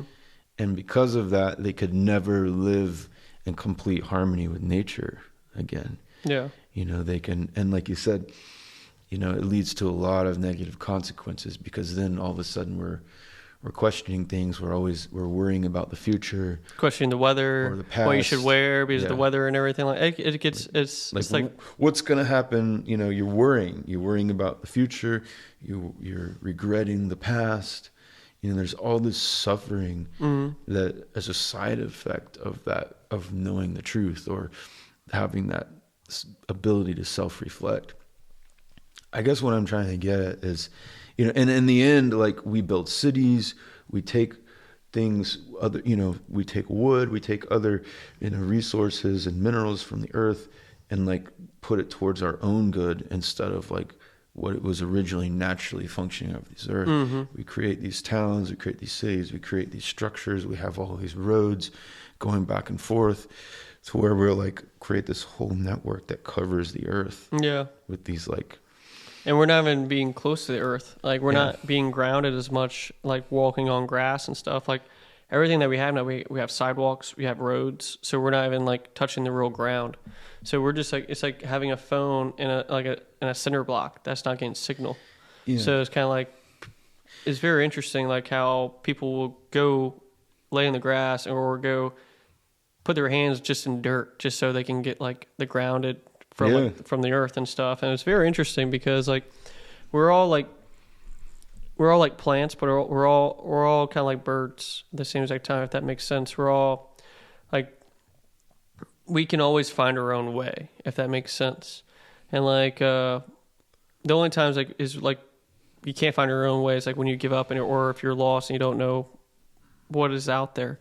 One of the best quotes I've heard was like, God always feeds his birds. You know what I mean? You don't see them, like they always will find food. Mm-hmm. A squirrel will always find a nut. You know, like one of those things. And like we put these negative thoughts in our minds, like thinking like, I can't get there. But like there's always a will, there's a way in a lot of things. And what I'm trying to get at is like, people will stress about the things that they think they're going to lose, but there's always going to be something there that's going to help you, if that makes sense. You just have to like recognize it, if that makes sense, instead of like dwelling on like what could happen, but is that really happening right now? You know, like things like that. Like if you started thinking about like the things so much in the future, which I used to think so much, I got to a certain point, I was thinking about a rock. Like, you know, I got like about the past of creating things and stuff. I was like, whoa, I thought so deeply. I got to a point I'm just thinking about a rock now. And I was like, I couldn't even think about how everything was formed. And obviously all started with a rock. And I was like, damn it, why am I at a freaking rock? But like, that's what gets interesting to me is like, people always want to question things, and sometimes you shouldn't question things, you know? Yeah, but sometimes you do need a question if it's coming from somebody. But if it's coming from the earth, it's fire, you touch it, like, okay, I know it's hot. I don't have to touch it again to know if it's hot or not. If that makes sense. I mean, that's, I don't know, remember the verse, but I know there's a verse about that. Like the birds, they don't question, when they're going to get food next. Yeah. I mean, and that's the thing, like that self-reflection is what makes us worry. It's also what makes us see ourselves as something different from our surroundings. Mm-hmm. And all of a sudden we have an ego, that says, I'm Jared and you're Jack. I'm a human. And that's a dog. I'm, an animal, and this is the earth. I'm something separate from the earth. And we find ways to like isolate ourselves. I mean, and become we create our own colonies, mm-hmm. if you will, so we can stay together. I guess, what I was trying to get at it is like, I think that's what cancer is in the body. It's like, and I'm not even saying that it's good or bad, because maybe humanity is working towards some higher purpose. Mm-hmm. But at the same time, it's like, just like cancer, it will continue to grow. Originally, it's a part of the body. Yeah. Originally, it's just skin, or it's just the liver, and it's just being that. Mm-hmm. It does nothing but just is what it is. And all of a sudden, it does something different. Yeah. It's trying to like preserve itself and create colonies, and it'll continue to grow until it doesn't realize it, but it will actually destroy its host and die as well. That's what's so crazy about it. It's like it doesn't even know what it's even doing. Yeah. It's like if that continues to happen, eventually we'll destroy that whole system. And just restart all over and over and over again, and just kind of repeating itself. And I think that's what happens. I think like we got to a point we did have electricity and power and everything. Like there's things like on the walls of Egypt and everything showing that like there were light bulbs looking like figures, and they showed that they have found like these weird battery type things of mixing vinegar and copper and like these stones that create electrical charge. So that was a thing and everything that they know that they had back in the day. So that's what kind of goes back to like what I was saying from before. Like there was definitely like a blank history of like 100 years that everyone could just like not communicate to each other, but some people still had like that story to tell and just passes along and stuff like that. And because like things have to come back, if that makes sense. Like if that thing existed then, it will exist again. And same with everything. I think with life, I think we're always gonna get to a certain point and we're always gonna have to restart. But I think when we restart, we kind of do like learn from mistakes from before. But I always say always try to learn from not just your mistakes, and always learn from other people's mistakes too. And I think that like that's what we're going through right now. We're just constantly learning. Like that's why history is so great, and that's why it's so crazy that some places want to take history out of schools, because like if you don't know the history of things, then sometimes the things are going to keep on getting repeatedly wrong. You know what I mean? Like if you know what's right, or if you know what's wrong, you're not going to do what's wrong again over and over and over again, because you're always going to get it wrong. You know what I mean? Until you really figure out how to actually add up the math, you won't get it wrong again. So you're like, oh, that's a stress reliever. It's not going to happen again. I already know the answer. Thank goodness. Well, you think you know the answer. But like of things like that, because like, hey, if we know certain things that didn't work back in the day, there's a good chance probably it won't work now again, if that makes sense. And I think that's what we really need to, well, I say we, but like really just learn from our lessons and really forgive everybody, but not forget the event. And like, you know, like I say, like, I don't hate anybody. I don't hate Anthony Fauci. I don't hate all the people who could have been doing things wrong, but they might not knowing what they were doing wrong, but things were just kind of happening and they were making money. You know what I mean? Like they all get blinded by money, and it's all a money grab at the end of the day. And also of controlling people. But the thing is, though, they might not know what they were doing, but the outcome of it was bad. You know what I mean? Like COVID, we do know now, was created in a lab. It was created of doing gain-of-function research, experimenting with diseases, with other diseases, forming each other and everything, and say like, oh, what would happen if we formed this together? We're creating like this crazy bioweapon and they're forming diseases, and they're trying to create cures of that disease. So it's kind of like, why are you even trying to create a disease? Then you got to try to figure out a cure of it? Like, that doesn't really make that much sense. And that's what gain of function is. And when they changed the word gain of function when Anthony Fauci went to trial, and you see what's his name? The guy that was, you said his name earlier. Rand Paul. Like Rand Paul was just like grilling him the whole entire time. Yeah. And he said, well, you changed the word gain of function research. They literally just changed like the vocab word of it. And it's like so crazy. It's like, wow, they can really manipulate you by just like changing words. Yeah, reality is made of language. That's one of my favorite quotes.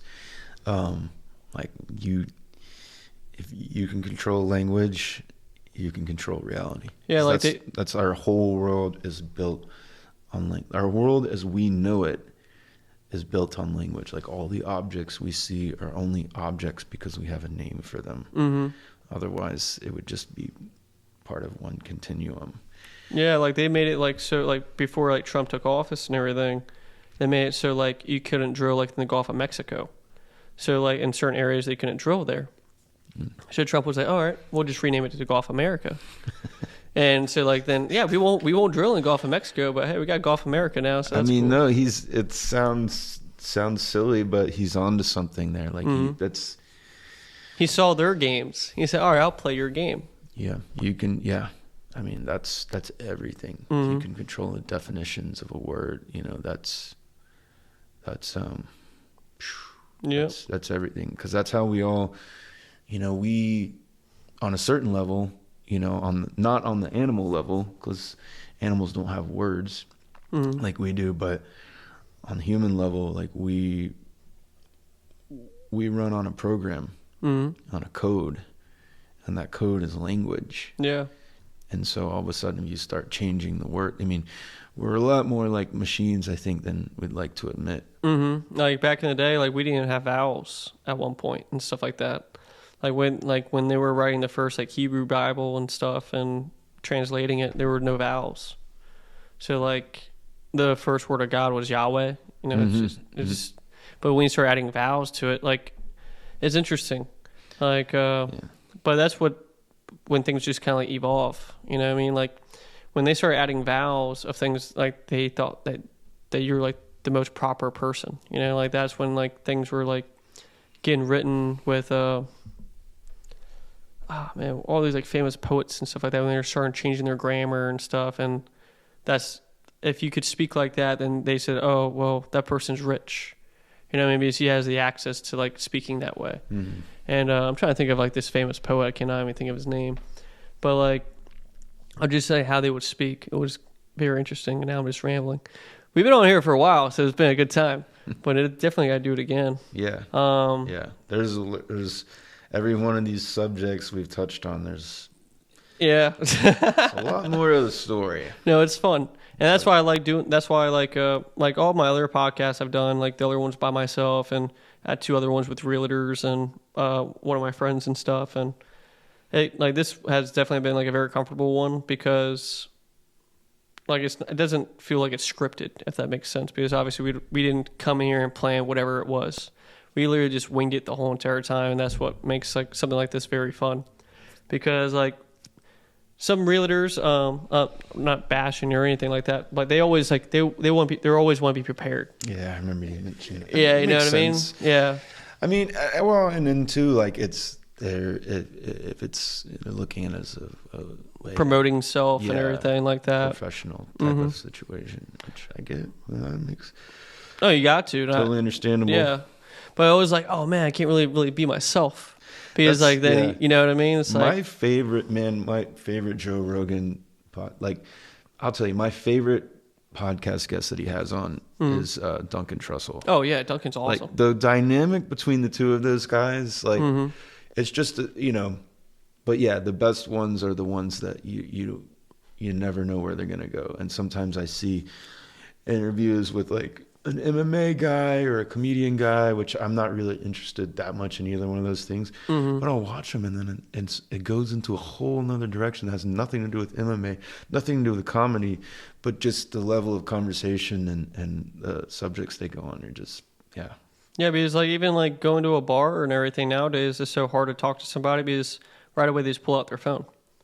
You know, like back in the day, everyone would just talk to everyone at a bar. Yeah. And that's why they would always go there, to go to the tavern. You know what I mean? Like go to a pub or something like that. And it's like you always had someone great to talk to all the time. Yeah, or now you just yell at each other on Facebook or whatever. Yeah, exactly. But yeah, I mean, I know we're wrapping up, but that's a big challenge as a musician, is that people's, playing in bars like we do. I mean, I talked to this older guy, that started gigging like in the 70s and 80s, and he was telling me how one of the first things that changed was when they started putting TVs in bars. Yeah. Before phones, because then all of a sudden everybody's looking at the TV. They stopped they pay less attention to live musicians. Yeah. A lot of musicians think, oh, it's the DJs, they're killing our business, but which is kind of true, but yeah, TVs and now phones. I mean, a lot of times we'll be playing in a place and there'll be people in there, but we're literally just playing to ourselves. Yeah, no, I see that with a lot of like good bands like yourself and everything, like be playing in bars, and it's just, and people are not even recognizing really what's going on. Can't be mad at it. It's just the way things are. And then, but you really appreciate those people that like actually are like dialed in and listening. Yeah, and it's like when you came out that time and you're like, what's that one song you played? We got the. I was like, oh wow, you were actually really paying attention. So yeah, it's a huge difference. I mean, it's, from a musician standpoint. I just love listening. Someone asked me there. It was the guy who usually hosts like the jam nights there. I forget his name. Oh yeah, Jeremy King. Yeah, that guy is awesome. His son's a really good drummer and everything also too. Yeah. And it was funny because like they asked me, I think it was him, Jeremy, or if it was the son. He said, "Do you play any instruments?" I said, "No, I'm just a listener. I just like to listen and everything like that." And because like I don't know, I just look at it as like a ride. You know what I mean? Like or like an untold story that no one can really translate.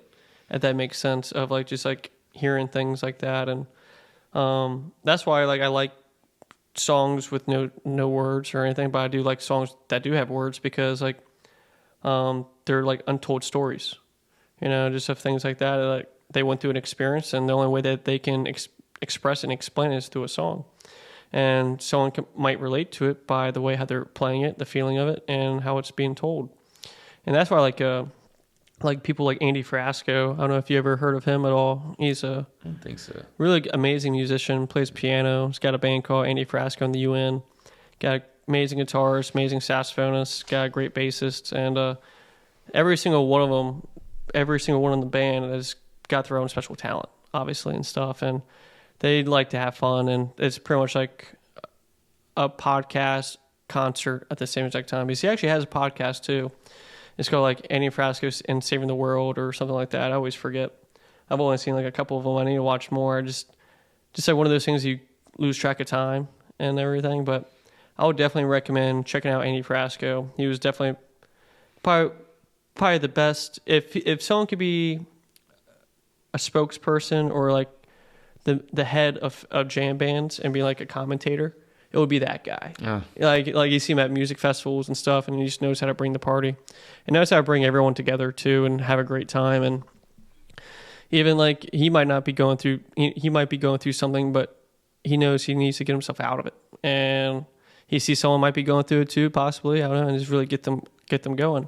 And his guitarist Sean Eccles is amazing guitarist and everything too, and you can pretty much like hear of all of his people who he learned from, like being influenced by his playing, and just knowing that you can just know that he's just in his room practicing all the time until he perfects it.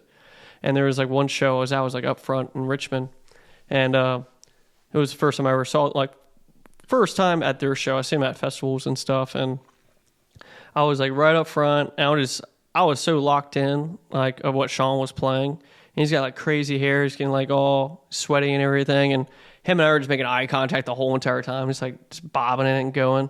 And it was so funny because I talked to him after the gig and after the show, and he said, "Dude, that was awesome." I was like, "Dude, honestly, I thought that was awesome." He said, "Usually people get scared when I just like stare at them when I play." And I was like, "No, dude, I was feeling it, man." I thought it was like one of the coolest things. Yeah. Because like being in sync to what he was playing, because he was getting off by what I was doing too. Like, it's kind of like if you ever watched the movie called Almost Famous, like that band and like Sweetwater Band and stuff like that, and the kid that was, well, not the kid, but the main singer in it. And one of the parts of the movie, he says, "I just know, like, if that guy's going through a bad day, I can turn around. I'm not just getting him off, he's getting me off," and stuff like that. I was like, damn. And that's pretty much like what I resembled from like at that point. I'm like, holy cow, that's crazy. Because like when you see a good guitarist like that, like yourself and everything, and y'all can just pick at things and just have fun with it. And when I hear like the guy from Goose, like Rick from Goose, the guitarist from there, I feel like he's having so much fun with just like the people who are in front of him. And I don't know if he has any brothers or sisters or anything like that, but he seems like he's a good poker. Just like the way how he's playing, and he knows how to pick on them, like how he's playing, and he's just playing it. And I can't explain it. It's like, whoa, this guy's a good picker. And it's like he knows how to pick on you if you like without even saying any words, and just having a good time. Mm-hmm. And I can't explain it, but just seeing great guitarists like you guys is very incendiary. There's not a lot of people who can play like that and have that much control.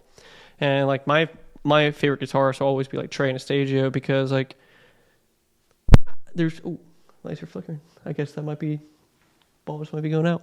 Just because, like, I don't know, just from all of his influences that he had and everything, and people would try to question the band and about being like a good band and stuff, and they would write like reviews about the concerts and everything without even going to a concert.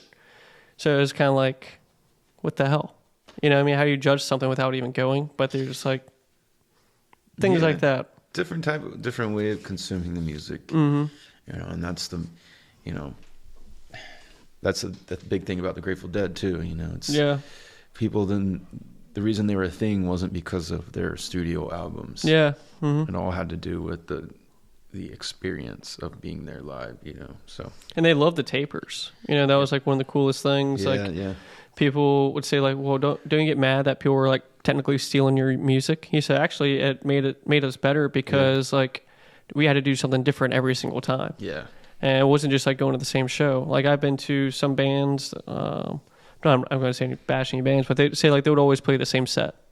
Mm-hmm. And I say like this one band, I saw them the next year, same exact set. I was like, dang, dude, like it was like no different. It can get you know, easy to just fall into that pattern. Yeah, for sure. So. But you know, sometimes people, that's just their thing. Yeah. You know, sometimes they don't have enough people who are following them enough to like, oh, I got to do something a little bit different this time. Yeah. Well, certain bands, that's kind of the expectation. They want you show up there because you want to hear what's on the album. Yeah, exactly. You want to hear everybody's expecting this to happen here and this to happen here and this guitar solo to be played exactly the same. So, you know, it's... Yeah, I don't downplay that at all. You know, they're like... That's their money grab. It's a different You know what I mean? Like they want them to hear that song so they'll buy the album. Mm-hmm. And it feels like for Fish, it's like the other way around. They'll like, you don't know what's going to be on the next album because of what they're playing on that tour. So they're kind of trying to figure out what songs they put on this tour that's going to be in their next album. Instead of like, you're looking, you know what I mean? Instead of chasing that album. Mm-hmm. That's bands like that, they just use like reverse psychology. And it's like, all right, now I'm playing your game. But... Now let's do this again sometime. This was fun. I'd love to, man. All right. Appreciate it. Yeah. Brooke, you ready to go for a walk?